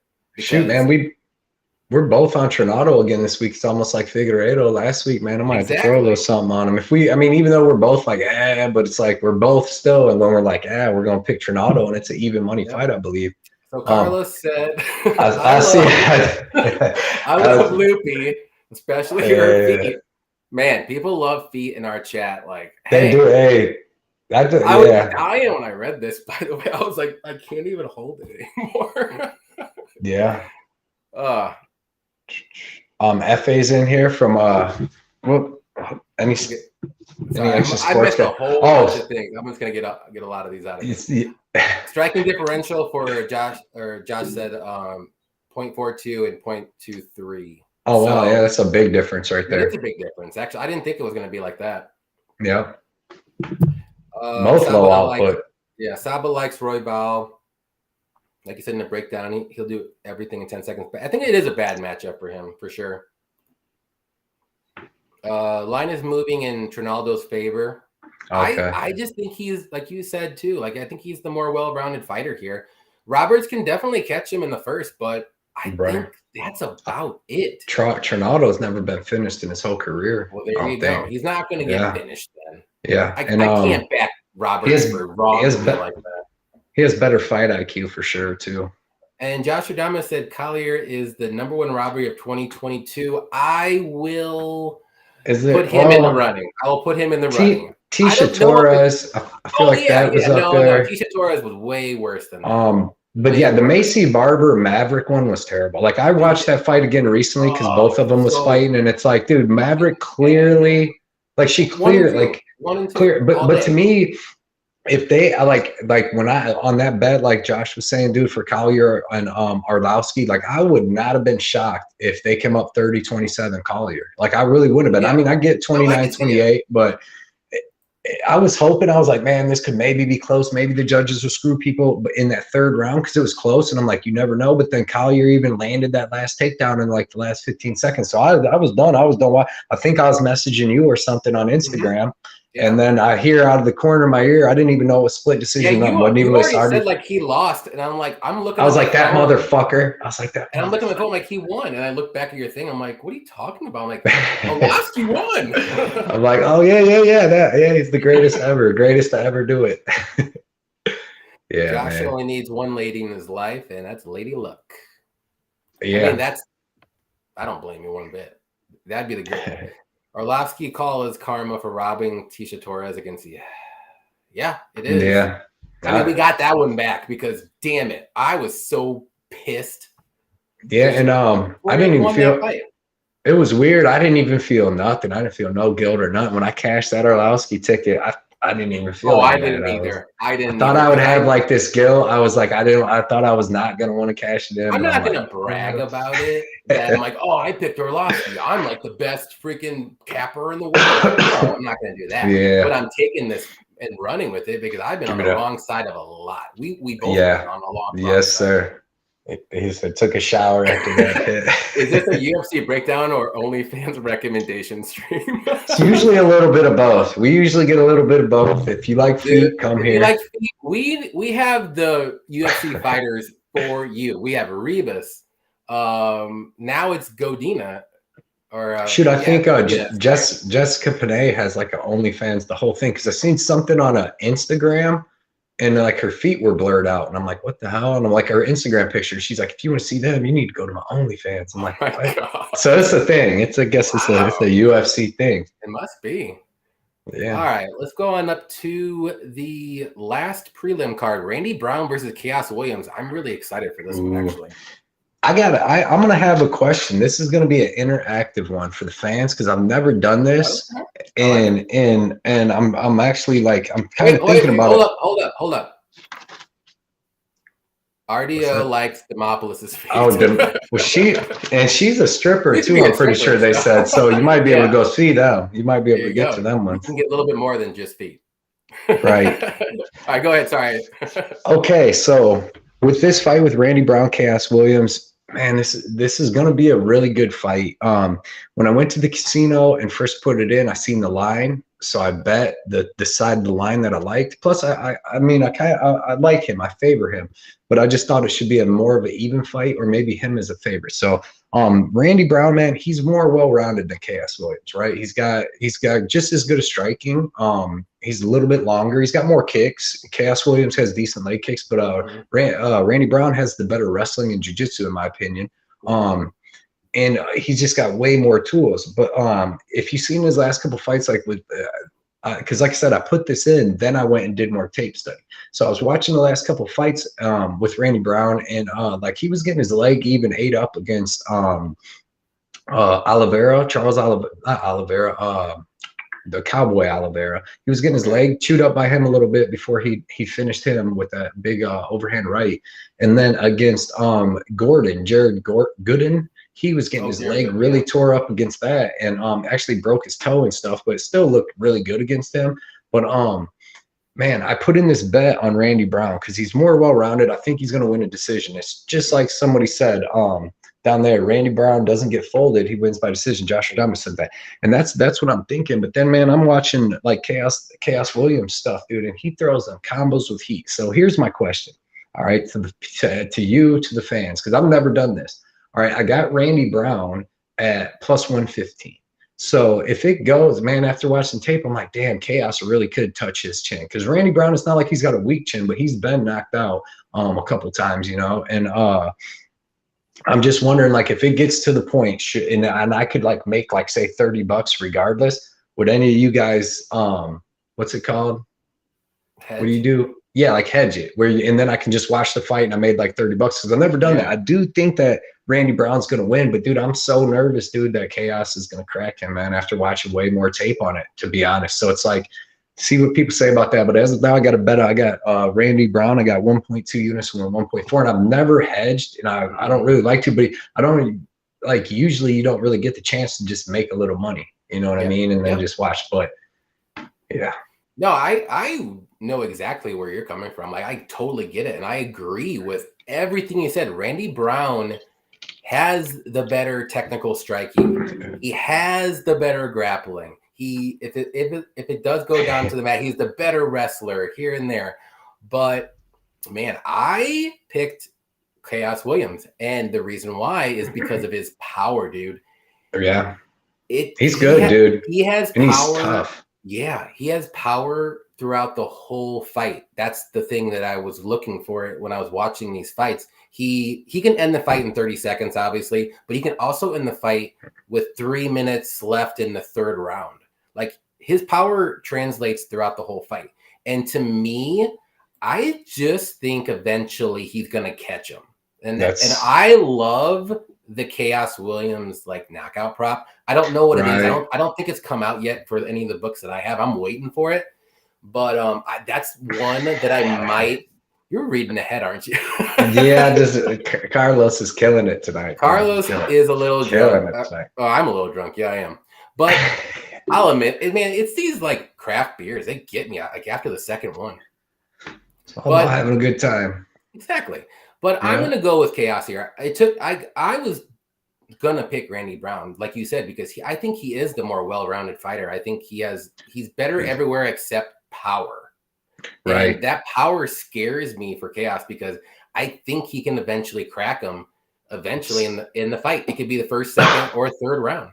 So I'm going to go with Chaos here. I do have them in a parlay, just money line, but I'm looking at that prop because I usually like to do like a fun little bet because I get free bets every once in a while on the bookies, and I always like to do prop bets. So Chaos knockout is one that I'm looking at, along with the Fialho knockout and a couple other ones I'll get to later. But it's this is gonna be a really good fight. I'm really interested to see who wins this fight. Like I said earlier on, a lot of these fights are really like might not be like well known, like, you know, Thug Rose and Esparza and Charlie Olives and Gaethje, but a lot of these guys are up and coming, good prospects. It's gonna be a good card overall. Definitely. Yeah, man, this fight, I'm getting like the freaking Cheeto Vera, Rob Font type vibes, man, where Randy Brown's beating up like even against Miguel Baeza, because I bet Miguel Baeza I bet Chaos Williams against Miguel. And to be honest, I kind of might have had Miguel up 2-0. Like, it was close. The first round was close. Miguel definitely won the second and started tearing his leg up with leg kicks, which Randy Brown could do that too. And in the third, if Chaos doesn't land that knockout when he did, I think that he was about to get beat up. Like, them leg kicks are really starting to mess him up. Exactly. But he's got that power, and it's like Randy Brown could be touching him up the whole fight, boom, you know, winning it all, and then boom, Chaos lands, because Chaos throws crazy power at both hooks, and he doesn't stop. Like, he comes at you with like a 7-punch combo. He cuts off the cage really well. I was seeing that he cuts off the cage really well. And when he gets you backed up against the cage, now this is in the bigger cage, so that helps Randy Brown too. But even if Brown don't finish, or I mean, Williams don't finish him, I feel like he can land a couple knockdowns or something. So what do you guys think? Would you guys hedge it? Because it's getting to that point. It's getting to where it was even money, last time. So if Chaos gets to, I think, plus 100, I could win like $20 just for watching it. I think the KO prop for Chaos is going to be like plus 150, I think, somewhere around there. So either way, you're going to be coming out pretty good if you do it. Right. But I haven't seen it. I don't know what it is. I mean, would I personally do it if I already had a bet on Brown? I probably wouldn't, because I like to ride or die by my bets. Like if I do a bet and then like later on I'm like, well, maybe I shouldn't have done that bet. Like I'm rolling with it. Like I'll live or die by it. Or like with my picks too. I should. Yeah, because I'm not trying to like sway you one way or another. You do what you want to do, and like I don't like judge anybody by whatever they do. But with my picks video too, like I know I put it out kind of early, but as the week goes on, and I'm like seeing other people's like angles that I might not have seen or just listening, and I'm like, yeah, maybe I shouldn't have picked that guy. But you know what? It is what it is. I'm just gonna roll with it. And I got the good line, so I'm gonna roll with it. Yeah. I mean, like I said, I don't. Well, he just said a Chaos wins inside the distance is plus 162, so KO must be even better than that. Yeah, I seen Lay said. I mean, maybe Chaos could win a decision. I mean, he's went to decision with Semmelsberger. He went to. I thought he beat Michel Pereira too, dude. In that fight, he did go to that decision. I think I had a bet on Pereira too, and I thought he might have lost. I was like, that's really close. And I don't know if Randy Brown is eating some of them shots that Pereira and Semmelsberger ate to finish that. I mean, dude, Chaos Williams is legit. And that's another thing is I really like him. I follow him on Instagram. I like what he does. Like I like him, man. And yeah, I like Randy Brown too, though. But the big cage favors Randy Brown. If this was in the little cage, that would favor Chaos a lot more. Randy Brown's got good movement, and I mean, he really knows you just stay away from them hooks. You know what I mean? But we'll see, man. Looking at some stats, Randy Brown's striking defense is 52%, and he absorbs 3.11 strikes per minute. And Chaos throws 5 strikes per minute. Right. So, I mean, 52% is not awful, but it's not great either. Right. It's not good when you're fighting Chaos, so you don't want to get hit with every other punch by Chaos Williams. True. So he did fight Jared Gooden, and I mean, he does have power, but he's not as good as Chaos. Chaos is a better version of Jared Gooden by like times 3. Right, way more power. Yeah. And Chaos is so tough. That's the thing is he can take a punch, dude. That like you've seen against Michel Pereira, he's willing to take one to give one, and he really got the chin. And if it comes down to him and Randy Brown both giving each other a hard shot, dude. Yeah, I mean, it's going to be a really good fight. Like I said, I know Randy Brown's probably the more well-rounded fighter here, but I can't overlook Chaos's power. All he needs, I almost want to say it's like Derek Lewis. Like you can't overlook Derek Lewis's power. He just needs one punch, and that's all. He'll look awful for 14 and a half minutes, and all he needs is that one freaking punch, and I think Chaos can do it totally. So it's probably either Randy Brown by decision or Chaos by KO, probably. Yeah. And Randy Brown by decision probably pays pretty good, you know? I would say because he's an underdog right now, so he's probably going to be at least plus 200. Yeah, I got him at plus 115. I seen it was like minus 110 on my bookie. Oh, is it getting closer to a pick'em? Yeah, that's why I think by the time it starts, because, I mean, when you look at it, you got to, like, everybody's in here saying, like, definitely Randy Brown's the better MMA guy. Yeah, I think Chaos is just, he's just like a dog with that power. But Randy Brown's been in there with Vicente Luque. Granted, he got finished, but, like, he was fighting real hard with him before he got hit with that knee. And I think he thought his hand was on the ground when he got hit with that knee and knocked out. But, yeah, I mean, he went toe-to-toe with Brian Barberina and finished him. He's got good knees in the clinch. And dude, to be honest, Chaos Williams is not that good on the ground. And if Randy Brown can get this to the ground, it's not like Chaos Williams. He doesn't have the best jiu-jitsu. It doesn't even seem like he had the best get-up game. I think it was BAs that got him down in the first round. I think Michel Pereira got him down in the third round. Because I thought he won the first 2 against Pereira, and then Pereira won the third. And somehow they just gave him a unanimous decision. It was crazy. But yeah, man, I got Randy Brown. But if they would have gave Chaos that decision over Pereira, he'd be 14-1. Yeah, I mean, pretty nice record, dude. And undefeated in the UFC. Yeah, so I'm sticking with it, but yeah. Saba said Williams decisions plus 350. And Lay said Brown decisions plus 330. So plus 330. That's crazy. That is because what I've seen the over under, like it's leaning the under 2.5, but I don't see Randy. I mean, Randy Brown does have KO power and he does have submissions and all that, but I just don't see him finishing Chaos. Dude, Chaos is a junkyard dog, dude. He's tough. So no, I mean they think so. Basically, they're saying that this fight's not going to the judges' scorecards, and if that's the case, like it's Chaos all day.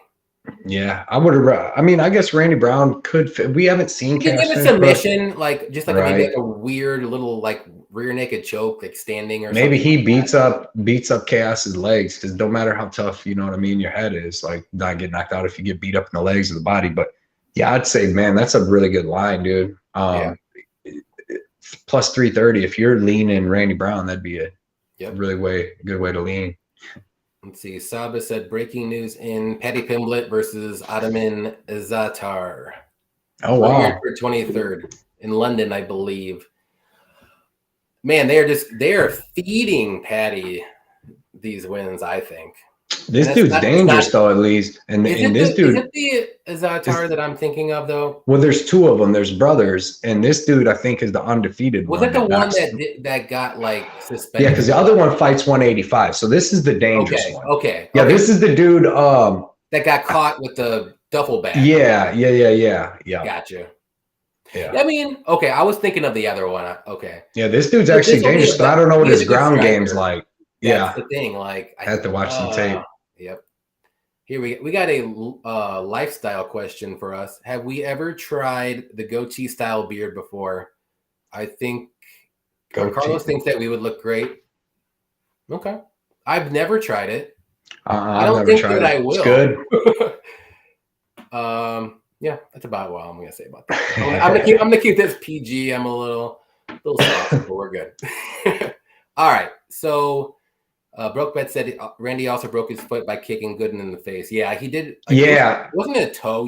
Yeah, but that actually they thought it was. I was just watching that. They thought it was, but he actually kicked the cage, and it got stuck in the cage during it. But they thought it did at first when he hit him with that up kick up the middle. That was awesome. That was an awesome kick. If he hits Chaos with that, dude, he can put Chaos down. But yep.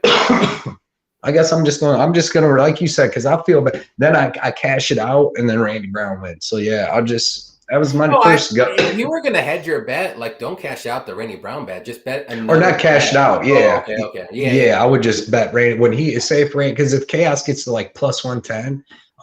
Which I think more people started to notice that Randy Brown's the better fighter. It's just Chaos. And I think that's why the line's shifting, but yeah, it's just a more dangerous fight. I mean, Johnny Dangerously, that's all I'm about. Range is in here. Hey, what's up, Range? I think I did click on you. Yeah. Soul patch. Right here. The soul patch. I can't grow mine thick enough yet. Oh, I can see it. You're good. All right, we'll go to the main card here. And if you haven't hit that like button, please hit the like button for us. Yes, sir. And yes, sir. Again, if you haven't subscribed to Blood Money MMA on YouTube, the goal is to get him to 500 by fight night. Get him to 500. Go hit subscribe real quick. Come back to this live stream. Thank you, sir. Good. We're not going anywhere for a little bit. So let's do it. All right, first of the main card is the first old-timer fight of Donald Cerrone versus Joe Lauzon. Now, is it my turn? I don't know. No, I'm being honest. I really don't know. Oh, yeah, this one is because I started that Randy Brown one with the This is such a weird fight. I just didn't know really where to go with this one. I don't like, man, in their careers now, I shouldn't say I don't like both of these fighters, but right now in their careers, I'm just like, I don't really want to pick either one, because really they're not that great. I'm going to go with Cerrone here, though. I think he is the more well-rounded fighter. I do think his striking is better. I know Lauzon has good grappling and wrestling, but I like Cerrone's submissions if he does get to the ground. But, man, they're so old. I don't know how their cardio is going to go, and this is just a weird fight for me. So I'm not going to go too crazy in this. I'm going to say Cerrone wins this one. Man, I'm just going to say by knockout, just because Lauzon just going to get gassed maybe. I don't know. It's a weird fight. I'm not betting this fight at all. I'm not touching it. Don't want to. have no interest in betting it. I'll watch it, but to me, this is like a 50-50. And I know Cerrone is like minus 170 favorite. So I'm just going with the more well-rounded fighter. Right. Man, there's a lot of things. I want to bet Lozon. I want to bet him, but it's just so risky. But like, there's a lot of things that are making me want to bet Lozon. First off, he's the dog. Second off, he's a little younger with a little less wear and tear on him. He can come out and blitz people. If you see his last fight against Jonathan Pierce, blitzed him. Got Jonathan Pierce out of there in like a minute 30. He's knocked out Diego Sanchez. Like he's got good power, good striking, standing up. He's really well rounded. But he comes out fast, and the way to beat Donald Cerrone is to come out fast and just get on him right away. And just before he can get warmed up, get his kickboxing going, you just get on him, like Connor did. Like a lot of people. I mean, a lot of people has done that to him. RDA, Nate Diaz, just a lot of people. But Donald Cerrone's chin, I think, is gone. I love Donald Cerrone too, but he's lost like 5 in a row. He's got that draw with Nico Price. But like, do you think Lozon has the power to knock him out? Yeah. Lozon's got knockout power. He does. He really does. Like, I don't know about out cold, but he has enough to knock him out and finish him. He really does. He's the first guy to ever knock out Diego Sanchez, to ever actually KO. But like Cerrone, his reflexes look terrible, dude. Lately, his reflexes look terrible. His chin looks terrible. Another thing, he's cutting back down to 155 again, which I don't think that's going to help you when you're older. You know what I mean? He's fought his last couple fights at 170, and I don't know why he's going back down to 155. And then, like I said, I just think his reflexes and stuff are gone now. If these guys would have fought 10 years ago, definitely Cerrone would have been the big favorite. And probably, but Lozon's got good grappling, good all that. And I don't know, man. I'm not betting this, but I'm just fading. I'm just fading Cerrone at this point. And not only that, another thing, he's been also like drinking for like his whole life. Like anytime he's on Rogan and stuff, like he's sponsored by Budweiser, and that stuff ain't gonna like.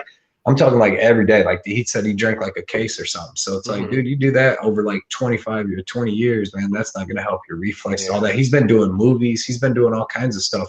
And then, how much is his heart in the UFC? I know like Lozon owns his own gym, and that's what he does, training people and stuff like that. Yeah. I know he hasn't fought for a while, but that's what I was going to mention. He hasn't fought in like almost 2.5 years. So Range. That's Tyler Durden from Fight Club. Yeah, I just seen that. I just seen this thing on my thing. But yeah, man. So I'm not betting this right now. I like the under 2.5 because I think Joe Lozon and actually I seen an interview he did too where he said that he's gonna come out. He knows he has to get on Cerrone early. That's the way to beat him. So I like the under 2.5 also because I feel like Lozon could come out really hard and get the finish. And then if he don't get the finish, Cerrone can get the finish later on because I mean, like Guttmacher beat the shit out of Lozon in the second round to where Lozon didn't even answer the bell after he didn't come out of his corner. So if he doesn't get Cerrone early, then Cerrone could definitely get him in the second. That 2.5 is nice. So yeah, the under 2.5 is actually a decent bet if you wanted to bet this fight. I wouldn't touch like money line. I mean, unless you want to do the dog because that's probably the more value where it's at, but I don't know. For me, one of my big red flags is the inactivity. Like if it's over, especially if it's over like 2 years, like I just can't. Like you have to be someone really good and really good reasons why you're like maybe injuries or something. Right. And even then, it's still a roll of the dice. You're like Pedro the other couple fight cards ago. Like, you don't know how he's going to turn out. He hasn't been fighting in 3 years because of all of his injuries. He looked good, but, I mean, it was a trash can. Right, but to that, you could say, look how Cerrone's looked in the last 3 years. You know what I mean? It's like, holy shit. And I love Cerrone. He's like, not say he's the best fighter ever, but he was always one of my favorites because he's a real tough guy and stuff. But, yeah, man, he hasn't looked very good lately. You know what, Carlos? I kind of like you.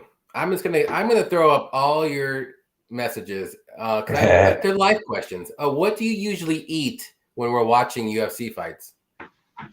What do you usually eat, Cody? Pizza. Me and my girlfriend and my daughter, we do. It's like a little, like they let me chill and sit here and watch it. And I mean, they watch it with me and stuff and run around. But I order them all kinds of pizza and stuff, and we all eat pizza together. Yep. So me and my most wife, of the time, or Chinese food too. We love Chinese. Okay. Yeah, me and my wife usually do pizza as well. We always do like a little like pizza, or sometimes we'll make like stir fries or something like that. We'll have that, or like something real easy, because we don't want to like be away from the TV for too long. Right. Like something that we want to like put in the oven, let it do its magic, come back real quick, and then like take it to the TV and like eat real quick. Yeah, I also usually eat a brownie too. I'll make them myself. Yeah. I usually eat one of them for every show too. Let's see. All right, let's go on up here. We still got a lot of, man, there's 15 fights. I don't think I remember the last time there was like 14 or 15 fights. It's crazy. A lot of fights, bro. A lot of fights. Let's go to the next old timer match of Ovin St. Peru versus Shogun Hua. Who you got? I'm gonna be back real quick, but you can go ahead and go. Yeah. Man, this is, like you said, another old timer fight. So we got Ovin St. Peru versus Shogun Hua. Here's another one where Shogun Hua hasn't fought for a while. Both these guys are old. Ovin's is 39, Shogun's 40. So I mean, both these dudes are old. Shogun, he looked terrible in his last fight. He looked really old against Paul Craig. But Ovin St. Peru, he hasn't looked much better in any of his last fights. But he's been like going back and forth between heavyweight and light heavyweight. So I think it's going to be better for him at light heavyweight. But he's got good power striking. He's got a really good countered check left hook. You've seen him hit Alonzo Menafield with that. He's got his Von Flue choke. He's got four Von Flue chokes in the UFC. They said they want to change it to the St. Peru choke. They should. This is actually a rematch. Ovin St. Peru knocked out Shogun 8 years ago in the first round. And that wasn't Shogun was in his prime. Shogun was actually 32 when he did that. He's just a lot bigger than Shogun. St. Peru's got a lot of nice kicks to the body. Yeah. I see what Lei's saying. I don't understand why he's minus 250, because Ovin St. Peru ain't that good. He's very low output and stuff, and super dang like Shogun. I mean, neither one of these dudes are very good anymore. But I don't see. I mean, Shogun could come out and catch Ovin St. Peru, dude. Like, he still goes hard in that first round. Him and Paul Craig went back and forth for that first round, and then some of the second before Paul Craig was able to take over. But Paul Craig's a savage. I'd take him over St. Peru too. But yeah, man, Shogun, you know, he's got really good array of striking, good wrestling, good BJJ, well-rounded, crazy striking, crazy knockouts, crazy knees, elbows, everything. But that was 10 years ago. Like, he's kind of almost like Cerrone, man. Like, some people like Glover still got all their reflexes and all their stuff, and they use more grappling, but Shogun doesn't really. Shogun, he does have a path to victory. If he could wrestle Ovin's down for the first 2 rounds, wear him out a little bit, he could sub him. Shogun still has legit jiu-jitsu. Like, you've seen him roll around with Paul Craig. They went to a draw just, you know, maybe like 2 years ago. So that was a really good fight. But I guess in this fight is I'm going to take Ovin St. Peru just because he's looked better, more recent. So he's definitely looked better. He's already got a win over Shogun, so maybe he just knows some movement or something. But I'm going to take St. Peru by who knows. I don't know if he's going to finish him. I don't know. Decision. I don't know, man. Yeah. No, I mean, from what I heard, like, man, this is just another weird fight, just like the last fight. Like, I know they're trying to, you know, maybe bring back these old guys, give them another old guy and have an old guy fight. But you know what? Yeah. The Masters League. I'm going to go with OSP as well. He's just been the more active guy. I know he hasn't looked really great in those last 2 losses, but again, well, Shogun, I mean, he's fought it a little over a year ago, so I wouldn't say he's not too active or anything, but I just think he has the speed advantage in the striking. He does have good grappling, obviously, with his, patented, what's it called? Like choke or whatever it's called. Von Flue choke. The OSP, like Rand said. He has three of those, I think, on his career, or 4. But, I think as the fight goes on, I think both guys are going to slow down And I like OSP striking just a little bit better. I think he'll be able to like do like some weird club and sub in like the third round. It's gonna be a weird fight. I don't want to touch this fight at all either. But that's what I'm going with. It's gonna be something fluky and weird, and I'm just gonna go OSP submission in the third round. Right. I just didn't really have like the energy to really break this down when in my picks. But I'm just like, you know what? I'm just gonna go with OSP here and hope for the best. Right. And what's I watched the fight. I watched them, but I'm like, what do I go off of? Like 2 really bad losses of OSP that look like trash. Or Shogun, who was last fight that didn't look that great either. I'm like, no, but it's like Lay saying, but saying all that, it's like, how is Ovin St. Preux minus 250? Like that, like he said, that implies he wins like 7 out of 10 times or something. Yeah, like that he would win set and implies basically 7 out of 10 times. And I don't know, like a 50-50. Like Ovin St. Preux is over the hill too. Like he has not looked good by any means anywhere except against like Alonzo Menifield, but they threw 13 punches before he finally finished him. You know what I mean? They would just walk around looking at each other. Shogun, but like Shogun, dude, what Shogun and Paul Craig did last fight is nothing like what's going to happen here, because like Paul Craig was grappling with him and they went hard that whole first round and stuff.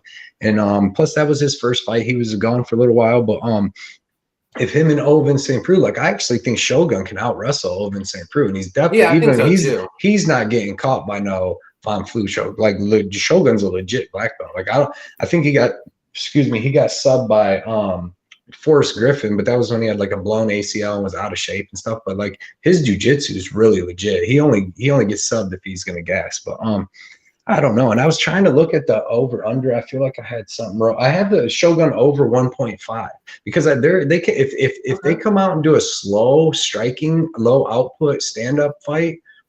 This could go over 1.5. They're both tough. You know what I mean? And you got that bet over 1.5. You said. No, I wanted to. I have it wrote down. It was at 145. Yeah, when I went to the casino, I have a list of all a bunch of bets because, dude, I killed the over-under bets. I hit a 2-fight over-under. I hit 3 over-unders on the last card, and I usually hit all my over-unders. You almost hit that one in Columbus, too, except that 4-fight over-under. I was 3-0, and then freaking Grasso choked out Calderwood. Which we never would have thought it would have been. No, I was... Yeah, and I don't do 4-fight ones, but we went to that card and like, man, I really liked that one. But I liked it too. I mean, I just bet Grasso, but I liked that bet though. Yeah. Lay said, man, roughly, that he'd say OSP minus 150. I agree with that. It's like it's not. I can see that. That's he's 39 years old too, and he's on a pretty shitty losing streak too. He gasses in the second round. Exactly. If Shogun does get the wrestling advantage, comes out here in better shape. This is his last fight. He knows that. He came in great shape, but he looked terrible against Nogueira.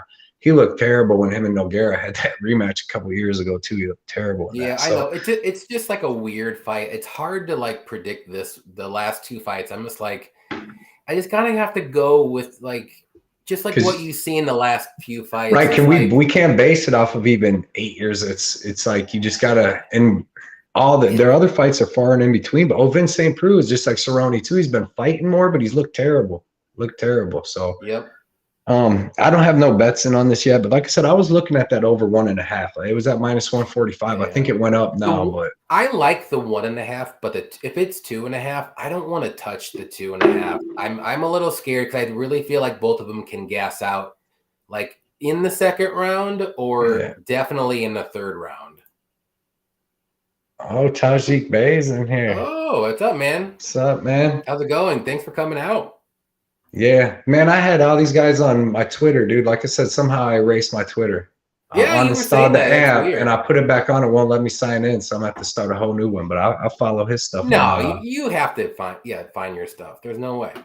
I'll have to go online or something. I'll figure it out. Yeah, you might have to like email them and be like, "Listen, Elon, can I have my Twitter back, please?" Yeah, please. All right. Yeah. Let's move on to the big 3 here. Okay. Let's go with the first one, which I'm actually really excited for. Yeah. Michael Chandler versus Tony Ferguson. Right. It is my turn, I believe, right? No, I think I start. Didn't I leave? I think I left, and I'm like, you go first, and I'm gone. Oh yeah. There you go. Yep. All right. I'm gonna go with Michael Chandler here, and I think he's just the more, if you want to say explosive fighter. I think his speed is really, like, for 36 years old, he's really quick, and he's explosive. He has pretty decent takedowns in wrestling. He likes to be a striker, though. Tony Ferguson, man, I love him. Don't get me wrong. Yeah. I just think, I don't think he's done. I think he can be a good fighter still, but I just think Chandler is a little bit like right here, and Ferguson is slowly dipping a bit. And yet, I mean, Ferguson's going to be live no matter what. He has really good submissions. He's kind of like Brandon Royval. He has like weird striking with his elbows and knees and all this good stuff.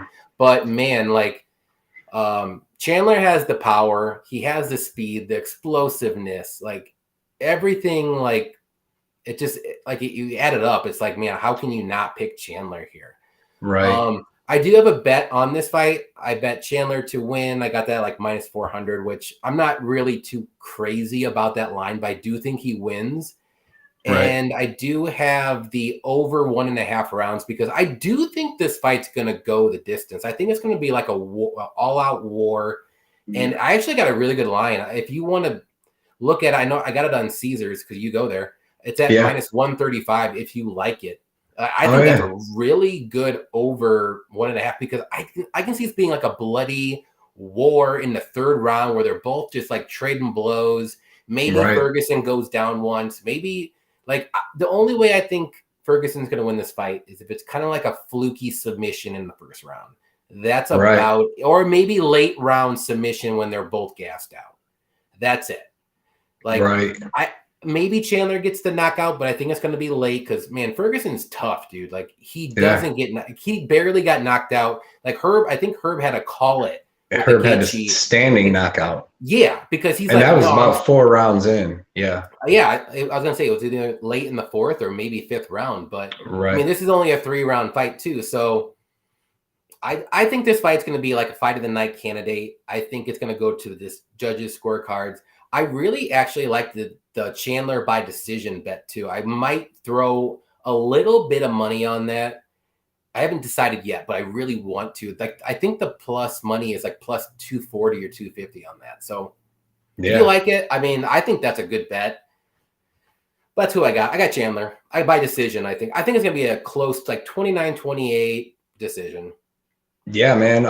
I agree with all that. It's like I bet Chandler, and then I mean I'll just say Chandler with Rose, and I got him at a good price. Got Rose at plus minus 165. I got Chandler at minus 360, and then man, just like the longer and longer far, like because I put these bets in way before. I put that in probably April 11th. So I don't ever listen to nobody's stuff. I usually get the things out like you early on Sunday because I don't want to listen to anybody else's stuff first because it might. That's when I do most of my like lock bets is like.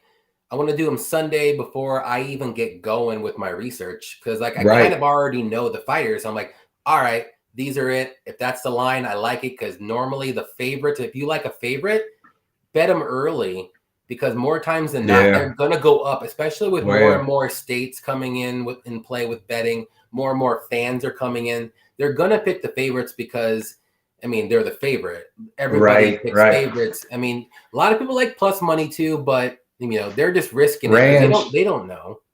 Right. Yeah. I was gonna say that earlier about like that's like how the betting goes. Like when because the bookies put up a line and the people that know stuff, so they put up a line for the people that know. They got Romanov at minus 2,500. So the people that know what's gonna happen, we're like, oh man, we can't afford that. But the people that don't know, they don't look at the minus 2,400. They see the other dudes plus like 1,400. And that's what the bookies want you to do. Because they want you to be like, yeah, you think you're going to win 1,400 for 100, but they just want your $100. But exactly. Yeah. But here, man, like to me, if this fight goes under 1.5, it's because Tony Ferguson got the finish. Like, I don't think Chandler's going to finish Tony Ferguson. I don't think Tony Ferguson's going to finish Chandler either. But I just think that like, but, and then also too about the submissions. Michael Chandler's never been submitted in his 29 fights, so I don't know if 38-year-old Tony Ferguson's going to be the guy to do it. But like, maybe some crazy club and sub. I know Ferguson's got nice Darce chokes, but yeah, man, I think that if Chandler can control where this fight's at. So if he, like you said, he's going to have the speed advantage. But Tony Ferguson, man, I was watching his other fights, even with Gaethje, dude. He hit Gaethje with a huge uppercut and dropped him. And he could hit Chandler with that same thing and it might put Chandler out. He's still got it. And the more I've been like just watching stuff, and it's getting me more worried about it because I hate betting against Tony Ferguson. I hate betting against Crazy, and I love Tony Ferguson. You think it's going to be the old one, but I think his reflexes are done. I think he's just like all his damage and stuff from his fights caught up because like I think Chandler can wrestle him down. Like I said, he's never been submitted, so I think he can wrestle him down, stay safe, hit him with some shots. And if he is just way faster standing up, it's in the bigger cage. It's going to help him. He might just piece him up standing up, but if he needs to, he can take him down, stay safe, beat Tony up. That's been the way to do it. I mean, in the last two fights with Dariush and Oliveira, they just took him down and controlled him. Like the whole fight, like I was looking on DraftKings and Tony Ferguson only had like 9 points and like 12 points. But on this time though, you might want to play him as a giant underdog because he's probably not going to get finished and he's probably going to end up with like 45 points. And I think he's like the biggest underdog on the thing. And then, you know, I think so too. I think he's the biggest one. Then like they might 300 and something. Yeah, and they might go to war, man. He might land 100-something strikes on Chandler. I think it's going to be a stand-up war. I mean, Chandler can get the takedowns, but Chandler, like, he wants to go to war, though. Like, and Ferguson will be all about it. And, like, that's why I think this fight will go over a round and a half. Like, that, to me, it's almost like easy money, like the way I'm thinking about it. And I'm second-guessing myself because I feel like it's too easy. Right, those bets, you know. So I did it anyways. I had that bet over with Fialho. Yeah, I really like that. Plus money.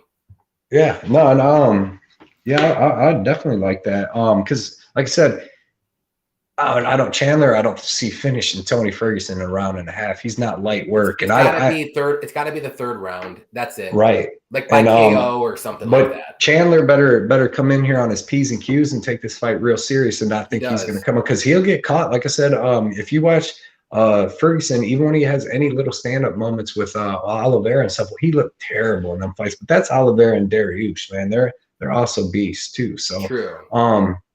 But yeah, man, I gotta take Chandler. I don't think he finishes him, but Chandler's still young and fresh. He's like a couple years younger, maybe 2 years younger. He's like 35, 36. He's a young 36 though. He still looks quick.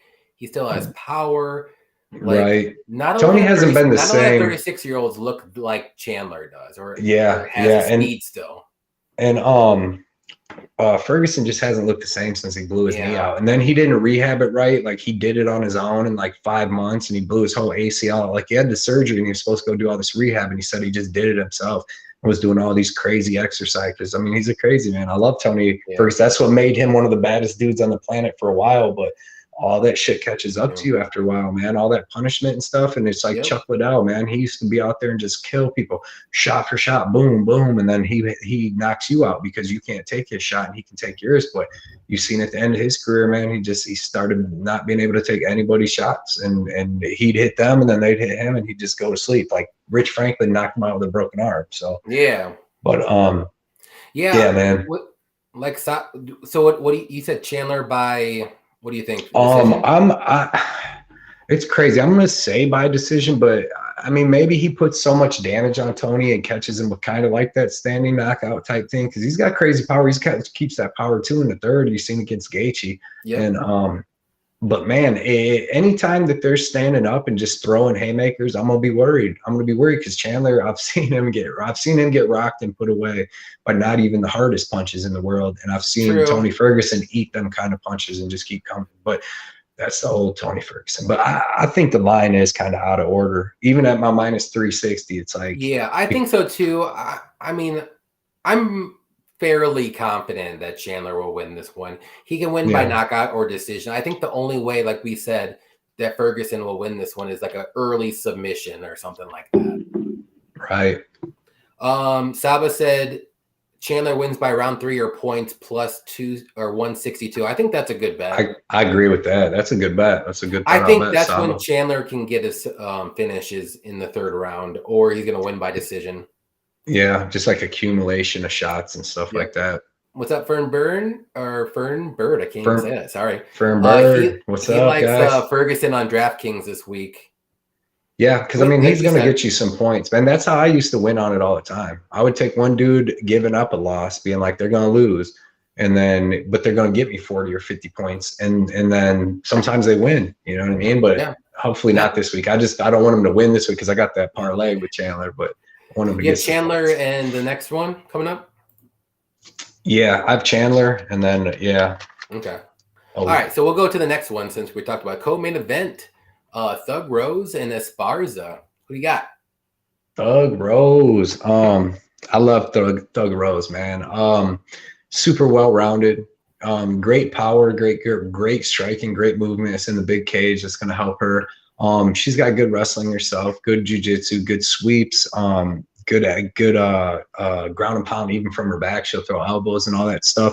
But she's been fighting the best of the best in the world. She's been fighting Weili Zhang. She's been fighting Joanne, Jacek, Andrade. These are all girls that are super well-rounded, right? So she's had to train for everything. They're striking, they're grappling, everything.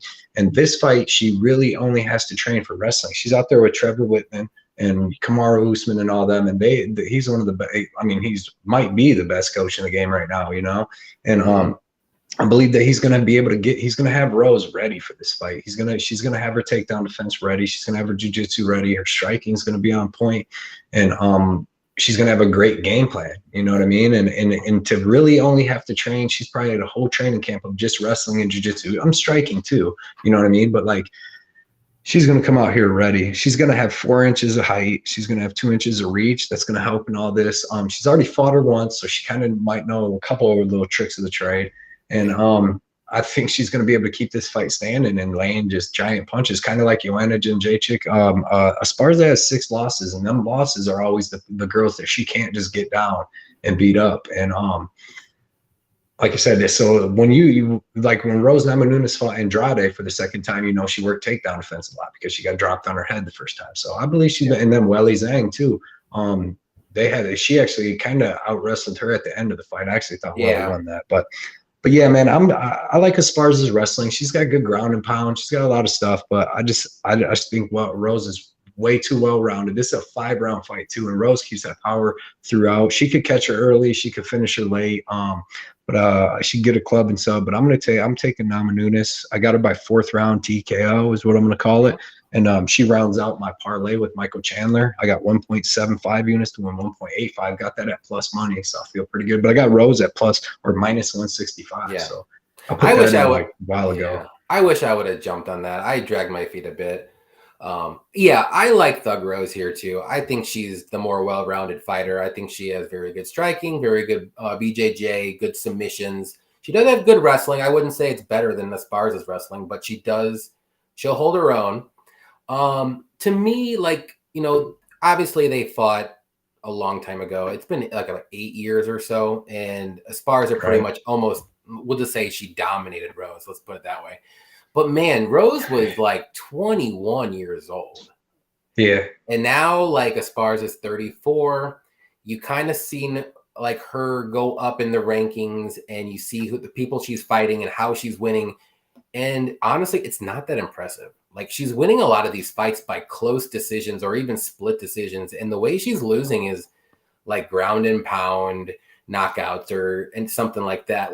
Or she'll lose a split decision. So she goes to close fights. Now, Thug Rose, on the other hand, she's had a couple losses with Andrade and the Slam and all that crap. But, man, she's been, like you said, she's fought the way better competition. I think she's gotten way better since that last fight with Esparza. Esparza's kind of been the same since then. She's a really good wrestler, one-dimensional wrestler. Another thing, too, is Esparza's only been in 2 5-round fights that hasn't been past the 3rd round. So she's never even been in the 4th and 5th round. Rose has been in the 4th and 5th round at least a few times, maybe even more. Yeah. So, and like you pointed out too, and when you're breaking it down, Rose looked really good in the 4th and 5th round against Weili. And actually, like, I thought Rose won that. I mean, I know there's a lot of debate what rounds who won because they were really close. But I know, like, the last 2 rounds, if I remember correctly, the last 2 rounds, I was like, man, those are Rose won the last 2, but I thought Liiive won the first 3. After rewatching it, but I mean, you can gotta make beat the champ. You got to beat the champ. So I don't know if she did that. I think that's what's gonna probably happen here. Esparza might look good early on, maybe the 1st and 2nd round, but Rose will figure out a way to either negate the takedowns. That's all she needs to do in this fight. Like, Weili is a completely different animal because Weili's has good wrestling and she has good striking. Yeah. So she only needs to worry about the wrestling here. And on the feet, like, it's all day Rose. Like, yeah, it's just to me, it's almost like common sense here. And like, I know a lot of people are on Esparza, or some people are, which I get it. But man, she's gonna have to be on top of Rose for 3 rounds at least, not getting submitted for 5 rounds, mind you. And because Rose has really good submissions on her back too. Yeah. So to me, this is like, I mean, I get the -200. I wish I would have got it at -165. And like I said, I dragged my feet, but even at -200, like, this is almost there's value there. It's still value. Like, I would say the value stops at maybe like 280, -280. I would have thought she would have been -300. Like when I seen that -165, but I just go ahead. Oh no. I like, even if you watch Esparza versus Watterson, she couldn't even wrestle Watterson. She only landed like 1 takedown against Watterson. You know what I mean? Like, when she can't land the takedowns, she gets beat up. And then she's got not only that, but she's got to wrestle Rose for 5 rounds. Because if I've seen her get tired. She was getting tired against Moreno Rodriguez. I've seen Esparza get tired. So she gets tired in the 4th and 5th, and she comes out looking like Gina Mazzani.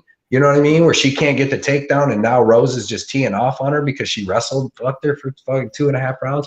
Yep. It's going to be so. I mean, I guess once Esparza becomes like plus 250 or 200 and something, maybe somebody you can see. But like, to think that she's just going to hold Rose down for 5 rounds after seeing how good Rose's wrestling is, dude. She looked really good against Weili Zhang. I mean, they both took each other down, but she was landing takedowns in the 5th round. Good jiu-jitsu, all that. And she's a lot bigger than Carla. And like you said, the last time they fought, when she was landing these takedowns, Rose comes from a striking background, like a taekwondo background. So like, her wrestling now, and she's getting tips every day from Kamaru Usman and Justin Gaethje. So I gotta go with Thug Rose, man. I want to see Thug Rose. I like Carla Esparza. She's nice too, but why would you be getting married to? I've seen that too. I've seen on the thing, and Saba said it, that she's getting married the week after. Why would you do that and just have like your mind going different places? Like, the 2 biggest moments of your life are one after another. Yeah, and Thug Rose can get some bruises on your face and stuff. Oh, she's gonna put some bruises. Oh, she's gonna bust her up, dude. Did you see what Moreno Rodriguez did? And she was landing elbows from her back and stuff. And she had a Esparza that was fucked up, and Thug Rose is better than Moreno Rodriguez too. Yep.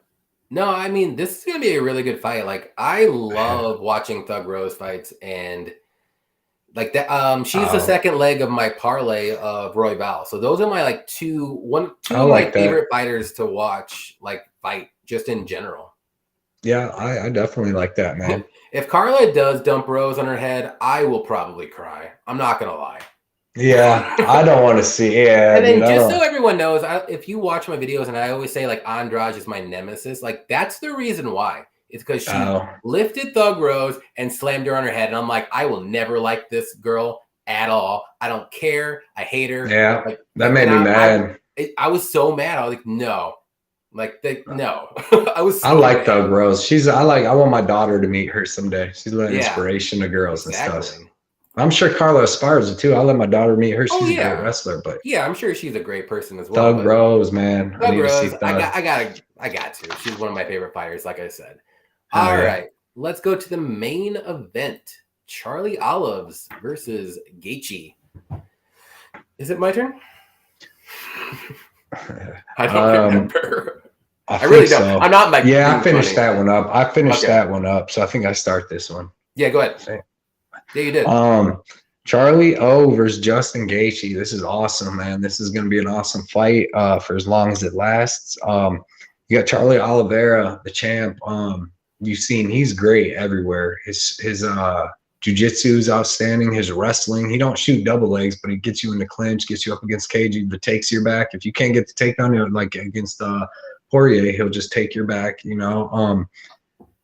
Just a dangerous motherfucker, dude. And now he's tough, man. Because I'll admit, dude, I picked Jared Gordon over him. Took him as a big underdog just because like I used to see Oliveira quit, man, after seeing like what Paul Felder did to him. But that Oliveira is done, and he's got so many advantages in almost every fight he goes into, especially with Poirier and Gaethje. Because he can be hit, he can be dropped because he's trying to land his own strikes, but they don't want to go to the ground and finish him. So they just let him recover, get up. And then eventually, like with Chandler, Poirier, he comes back, man. He puts a beating on them. His striking's so improved. His striking's so technical. He just throws his punches right down the pipe. Like seriously, just straight with just perfect power, dude. It's almost like his just straight good punches. His kicks are phenomenal with both legs. Jiu-jitsu, all that's phenomenal. You go to Gaethje, excellent power striking. He's got decent wrestling. I think we never seen him use it except in the Khabib fight. I think he shucked a couple takedowns from Chandler. But man, dude, Gaethje's got power striking, great hooks, great left hook. But that's like all he's got. Like he's not wrestling nobody down. He's not really beating you with like big numbers, you know what I mean? He's just looking to hit you hard and get you out of there. And he's tough though. He can take a shot too. But man, you seen like his wrestling, defense, and his jiu-jitsu is so suspect. Like Khabib, dude, did whatever he wanted to him. Like when he got him down, like granted he took some shots before he got him down. But to me, Oliveira's striking is better than Khabib's striking. So he'll be a little better there. But Oliveira could easily rock Gaethje too and knock Gaethje out and rock him just like he did Chandler and a lot of other people. He's got a lot. I mean, he finishes everybody but Tony Ferguson. But he's got so many more ways to win. Gaethje's just can knock him out. Gaethje's got the chance to knock you out, and he can easily do that because he does have really good striking. Here's another thing too. I challenge anybody to do this. Go look at Gaethje's way to get here. He's terrible. Like he's looked great, and everybody's talking all this shit. But go look who he beat. He beat like James Vick. Who else did he beat? He beat a couple people that aren't even in the UFC. Cerrone. James Vick, Donald Cerrone, somebody else. Barboza before he dropped to 145. Then he got beat by Khabib, and then what? He fought Chandler, that's a good win. Yeah, well, like you said, like so since his last loss to Poirier, let's say, James Eddie Vick, Alvarez got him. James Vick, Barboza, Cerrone, Ferguson, he beat. Then he lost to Khabib, and then he beat Chandler. So Chandler, to me, is the only fully. I mean, we didn't know Tony Ferguson was kind of done at the time, but he was kind of done. But that's not the greatest people. So it looks like he's out here and he's just a killer. But when he gets in a tough fight, dude, he can get beat up. Eddie Alvarez took all his shit, started giving him shit back. Gaethje didn't want to take it. He was done. Poirier, same shit. He kicked the shit out of Poirier's leg, was beating him up. Poirier came back and started beating him up and finished him. But other than that, man, like James Vick, old Cerrone, old Ferguson, and I forget who else needed Chandler, but there was one more in there that was all right. But it's like, I don't know, man. I see by the second round, dude, I see Oliveira being able to get this fight to the ground and finishing this fight however he wants to, too. Yeah. No, I completely agree. BCS Express, too, he said Gaethje was gassing pretty good with Chandler in that fight, too. So see what happens in 5 rounds. Yeah. Yeah. No, I mean, I agree with everything you said. I have Charlie Olives as well. We already said it. We locked in this bet like a month ago when it first came out. I think we probably did it around the same time. We both like, you got 150? Oh, we got 150. So this is my biggest bet of the night. I got like 3 units. I think you have 3, right? Yeah, it's my biggest bet. Yeah. Yep. This is our biggest bets of the night. I just think he is definitely the more well-rounded fighter here. Striking, yeah, you can make a debate who's better, but man, Charlie Olives has really good technical striking, is really crisp, like quick strikes, jabs, hooks, but Gaethje does have that power and he's strong. Like he's not going to go down easy. Let's put it that way. No. But the way he can go down is if he gets submitted. Like everyone always says, like, he has wrestling. He has good wrestling. Well, he hasn't showed it at all. And dude, I don't he might think have it's okay that wrestling, but his BJJ, like when I seen what Khabib did to him, like, dude, it wasn't even like he got up a guard, was doing this, like, literally, like, Khabib took him down, sliced through his guard, got in the mount, was like, I'm gonna break your arm. Well, I don't want to do that in front of your parents. Let me take the try. Exactly. Like, and I know Oliveira's Khabib's that same guy. You know what I mean? He's that exact same guy. So exactly, just a different way. Like, maybe Khabib's more like a strong wrestler with submissions, but like Oliveira is like a slick BJJ guy with really good submissions. So it's like the same and better thing, striking, in my opinion, than Khabib. 100%, 100%. But he could also, like we'd say, I'll talk all this shit, and he could go out there just like against Chandler. But Gaethje could just drop him and put him out. So it's gonna be a sweaty fight. It's gonna be like, this is no lock, but like I mean, like, Oliveira's the way better fighter. It's another one where they're doing, like, Gaethje's got a puncher's chance or leg kicking chance or a puncher's chance, but he's not taking him to the ground, beating him, subbing him, nothing. He's either going to knock him out or probably get grappled, you know? And that's what I'm thinking. And Oliveira has really good clinch, dude, really good knees, and just can hurt him to the body with that and get his takedown. Like I said, you don't even need to get his takedown. He just needs to take his back. Just like he did with Dustin Poirier. Yeah, he didn't even have Poirier on the ground. When he choked him out, he was just standing there. He took him down in the second round, but I think he won in the third round with that rear naked choke. But he didn't even get him down. He just took him to the fence and he climbed him up and game over. Wrapped him up, yeah. And he's got sick ground and pound too. Oliveira's got sick elbows and stuff too. So like we said, he'll cheat a little bit too by grabbing a glove and all that. So if you ain't cheating, you ain't trying. We saw Tim Elliott do that recently. He did everything. That motherfucker, dude. And I remember because I had to bet against him. But Tiger, dude, fucking cheater.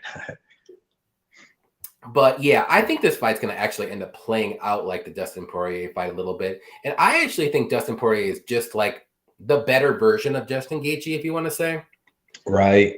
So to me, like, my MMA formula in my head is like, okay, so if Poirier is better than Gaethje and they're kind of similar, how is Gaethje going to win this fight? To me, like, it just has, like, the same way that I thought Poirier was going to win the fight, because I did bet Poirier to win, and I thought Poirier was going to be able to knock him out in the first or second round, and he almost did. Yeah, I bet Poirier too. That's why I'm like, I'm not betting against fucking Oliveira no more. I told myself I'm never going to do it again, and Gaethje's not as good as Poirier. For me, I just can't see it. So I think it's going to be a submission in the second or third round, just like Poirier. I actually want to do. I'm really this close to doing it with the submission prop for Oliveira. I think it's like plus 125 or so. I think that's his way. I think that's the way he's going to win this fight. Yep, club and sub or submission. I seen BCS Express Eric said Gaethje said, he said if he doesn't outstrike Oliveira, he's in trouble. That is a red flag because he already knows. So he's so nervous about going to the ground with him, man, and he should be, because he looked terrible. He, like, literally, because I had a bet on Gaethje against. If Gaethje would have won against Khabib, I would have won like $8,000 on DraftKings, because I was 5-0. I was 5-0 and everything lined up right to where I was winning everything. And then when Gaethje came up, I had him and everybody had Khabib. But if Gaethje would have won, but dude, his ground game's terrible. Like I mean, granted, it's Khabib getting him down, but like it looks like Oliveira only needs to get him down one time. You know what I mean? So what's your lock or the lock and dog of the night? My lock of the night, I'm gonna say it's either Rodriguez or Dumont. I'll go with Dumont. She's got way less, like, Mace Chiasson ain't knocking her out. She ain't subbing her, where that Vergara dude has a chance to do some of that shit. So I would say Dumont. That's the safest play, I think, for me, because she's better everywhere than Chiasson. There's not one area in MMA you can say Chiasson is better, and they're doing it at 145, which helps Norma. I'll take Norma as my lock. I would say with my locks, I think I want to say Rodriguez too, or Fialho. I think those are two. Oh yeah. Fialho, I forgot about pretty easy locks. I do like Dumont as well as a pretty no-brainer pick. Dog, I know I didn't pick her, but I would, if I wanted to switch one of my picks. I'm not going to, but it would be Carnelossi. Yeah. I Because think she's a dog. She's a real dog. Well, that fight to me is like the closest fight, and the lines don't match what what it really should be. And I know we went over it like for 25 minutes. But I mean, if you would have got Carnelossi at what you got her at, like plus 160, like that's a great line. It's going to be a really close fight. I think she's really live. Other than that, I don't know. I mean, I'm just looking through a little bit here. Maybe I know I said Liiiive, but maybe Liiiive, but I'm not as confident as Carnelossi. Yeah. I like Journey Newsom too. I like Journey Newsom. That's gonna be a close fight too. Man. Yeah. They're both kind of, I know Newsom has a couple fights in the UFC, but Garcia's making his UFC debut, so for sure. Right. And usually, like, if someone making their UFC debut and they're favorites, I mean, it's never really a good thing. No. Here's I'll tell if anybody want. I'll tell some real quick, like some of the over unders that I'm gonna go look at. Go ahead. Yeah. I like, this is what I have rolled down. The lines might have changed by now, but I had Tony Ferguson over 1.5 at minus 130. I wrote these down like 2 days ago, so that might. Yeah, I got that at 135 yesterday, so it's still about the same. Okay, so I like that. If you want to go grab that, it's probably about the same. I really like Journey Newsom over 2.5 for minus 160 because I think there's going to be a decent amount of grappling and stuff in that fight. And like I said, Fernie Garcia's went to split decision 3 times, and these guys are both well-rounded. So I think there's going to be some decent amount of grappling. So I like that over 2.5. That was minus 160. I like the Shogun Rua over 1.5 minus 145. Yeah. Really love the Brandon Royval under 135. I like the Kletzen Rodriguez over 2.5. That's at minus 120. I like that. Both them dudes are tough. They're both good fighters too, but they're both tough. And then I just had Joe Lozon wrote down and Tracy Cortez. Thinking about putting them in something, but heck yeah. Dude, our chat's live tonight too. I seen everybody's getting to say and talk with Lay, dude. That's awesome that we get to chat with Lay like that because he's the international man of mystery, dude. International man of mystery. Yeah, because I mean, he does his show. He's got a great show, and everybody wants to talk to Lay. Lay knows his stuff. Go to it, check out his Discord and his Patreon. I'm telling you, you get 3 to 5 like clean picks every single week, and then you're on there. And his Discords where Josh Adamas, you got my buddy Mike, you got all kinds of people in there, dude. Giving great information. Fernbird and them. I seen they asked something earlier too. Oh, they said they were split on the main event. I seen that. Oh, Fern? Yeah, Fern and Bird. Yeah. I mean, I can see it. It's just Gaethje early or Oliveira's going to win anytime he wants to. Like, that's just how I see it. Yeah, because like BCS is saying too, man, Gaethje can slow down a little bit. He throws a lot of power into everything he's done. That's why, like, you see his losses to Poirier and Alvarez. He was kicking the shit out of both of them up until he started slowing down, and then they started busting his ass. He can be caught, dude. You seen him get caught by Michael Johnson and hurt. Like Oliveira is really the dude that can stop him anywhere. I mean, and not only that, but this is the damn truth. We all need Oliveira to win because we do not need to see Gaethje versus Islam Makhachev. I'll tell you what will happen. Just go watch what happens. Machev's going to win in a round and a half. Yeah. But Oliveira's got the tools, dude, to actually fight with him, man. He's got a little bit of the wrestling, but he's got the jiu-jitsu. He's got some shit, and he's got the stand-up. So we need that for the sport. We need Oliveira to win this, but I can easily. I know it made me mad, man. I'm not mad, but like, oh fuck, because Lay, I watched his show earlier, and he's on Gaethje. He said he's on Gaethje, and I see why. Especially, dude, if the line just keeps going up and going up and going up, and you can get somebody with so much power like Gaethje, and he's plus 190 or 180 or something crazy by the time the fight starts. You can't. The line changing means a lot because it's like even with Lupi and Carnelossi, right? If that was just, I went to the casino and that was just straight pick 'em, even money. or say Loopy was plus 105 or 110, I might have picked her because like she can easily win. But if you got to go with that plus 160 on Carlos because it's going to be, I mean, it's going to be a close fight. Yeah. When I do my picks video, like I try not to look at the lines beforehand, but I already do because, you know, like we said, like we always try to make our bets like the Sunday before. So I already kind of have an idea like who's a favorite and who's not. But I try not to let that get too much into my head because I don't want to always seem like I'm picking the underdog or I'm picking the favorites or one or the other. You know what I mean? I'm just, like for my picks video, I'm always like, who do I think is going to win this fight? I don't care what the lines say. And I will say, like during some like predictions, I'm like, I don't think this line is right at all, but I'm going with this person. Though the line it should not be this wide or it should be this close. You know? Right.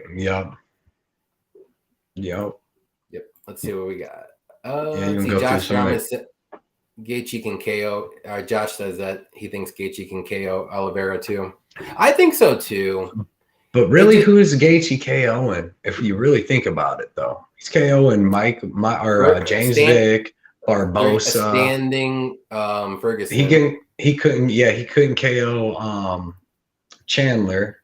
He couldn't KO Poirier. He couldn't dude, he couldn't KO Nurmagomedov. Like he does hit hard, but he's hitting bums hard. He's hitting Chinny Cerrone hard. So it looks like he hits Barbosa, who gets rocked too. He hits James Vick, who gets knocked out by a kiss on the cheek. Even though I like James Vick, I hate saying disrespectful stuff, but I think Poirier has a little bit more power than Gaethje, to be honest. I mean, Chandler, I can see Gaethje having more power than Chandler, but I just think Poirier has more power. Maybe it's just right. And I'm hoping too. I'm hoping Gaethje does hit hard, dude. Good. He does. I'm not saying he's weak by any means, but I think Poirier had a really close chance for me to beat Oliveira, and he was this close. Right. But it's like Oliveira just has to not slip up in the striking and get caught to me, and Gaethje has to not slip up in wrestling, not slip up in jiu-jitsu, and not slip up in striking. Like everything's pointing against him. So it's like, and dude, Oliveira could come out here like somebody was just saying, he could come out here and drop Gaethje right off the bat. Like he could drop him like he did Chandler, and just not finish him. So he's got a lot of knockouts himself. Like Brooks said, he has to knock him out cold because Gaethje's not going to want to jump in his guard. Exactly. So that's what he did with Poirier, dude. Poirier dropped him like 2-3 times, but they got to let him recover and get up, dude. They can't go on there. And if he does jump down there, I hope he does, because they get triangle, man, to get armbarred. Exactly. And that's why I want to do that sub prop.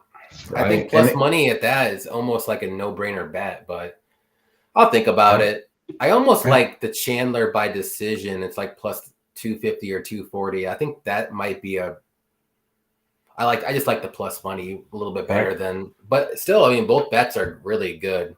Dude, it's crazy how many good cappers we have in here. We had Lay, we got Ranch, Josh Godinez, Firmbird, Bout Better. Dude, that's a lot. Effie.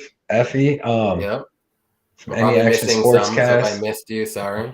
My boy BCS Express too. He knows. He said that he bet on this one. I was talking to him, and he said that he made his 6th bet of the year, dude. And he makes, you want to talk about sniper bets? Like I don't even know a bet he's lost. Maybe if a judge has got him or something.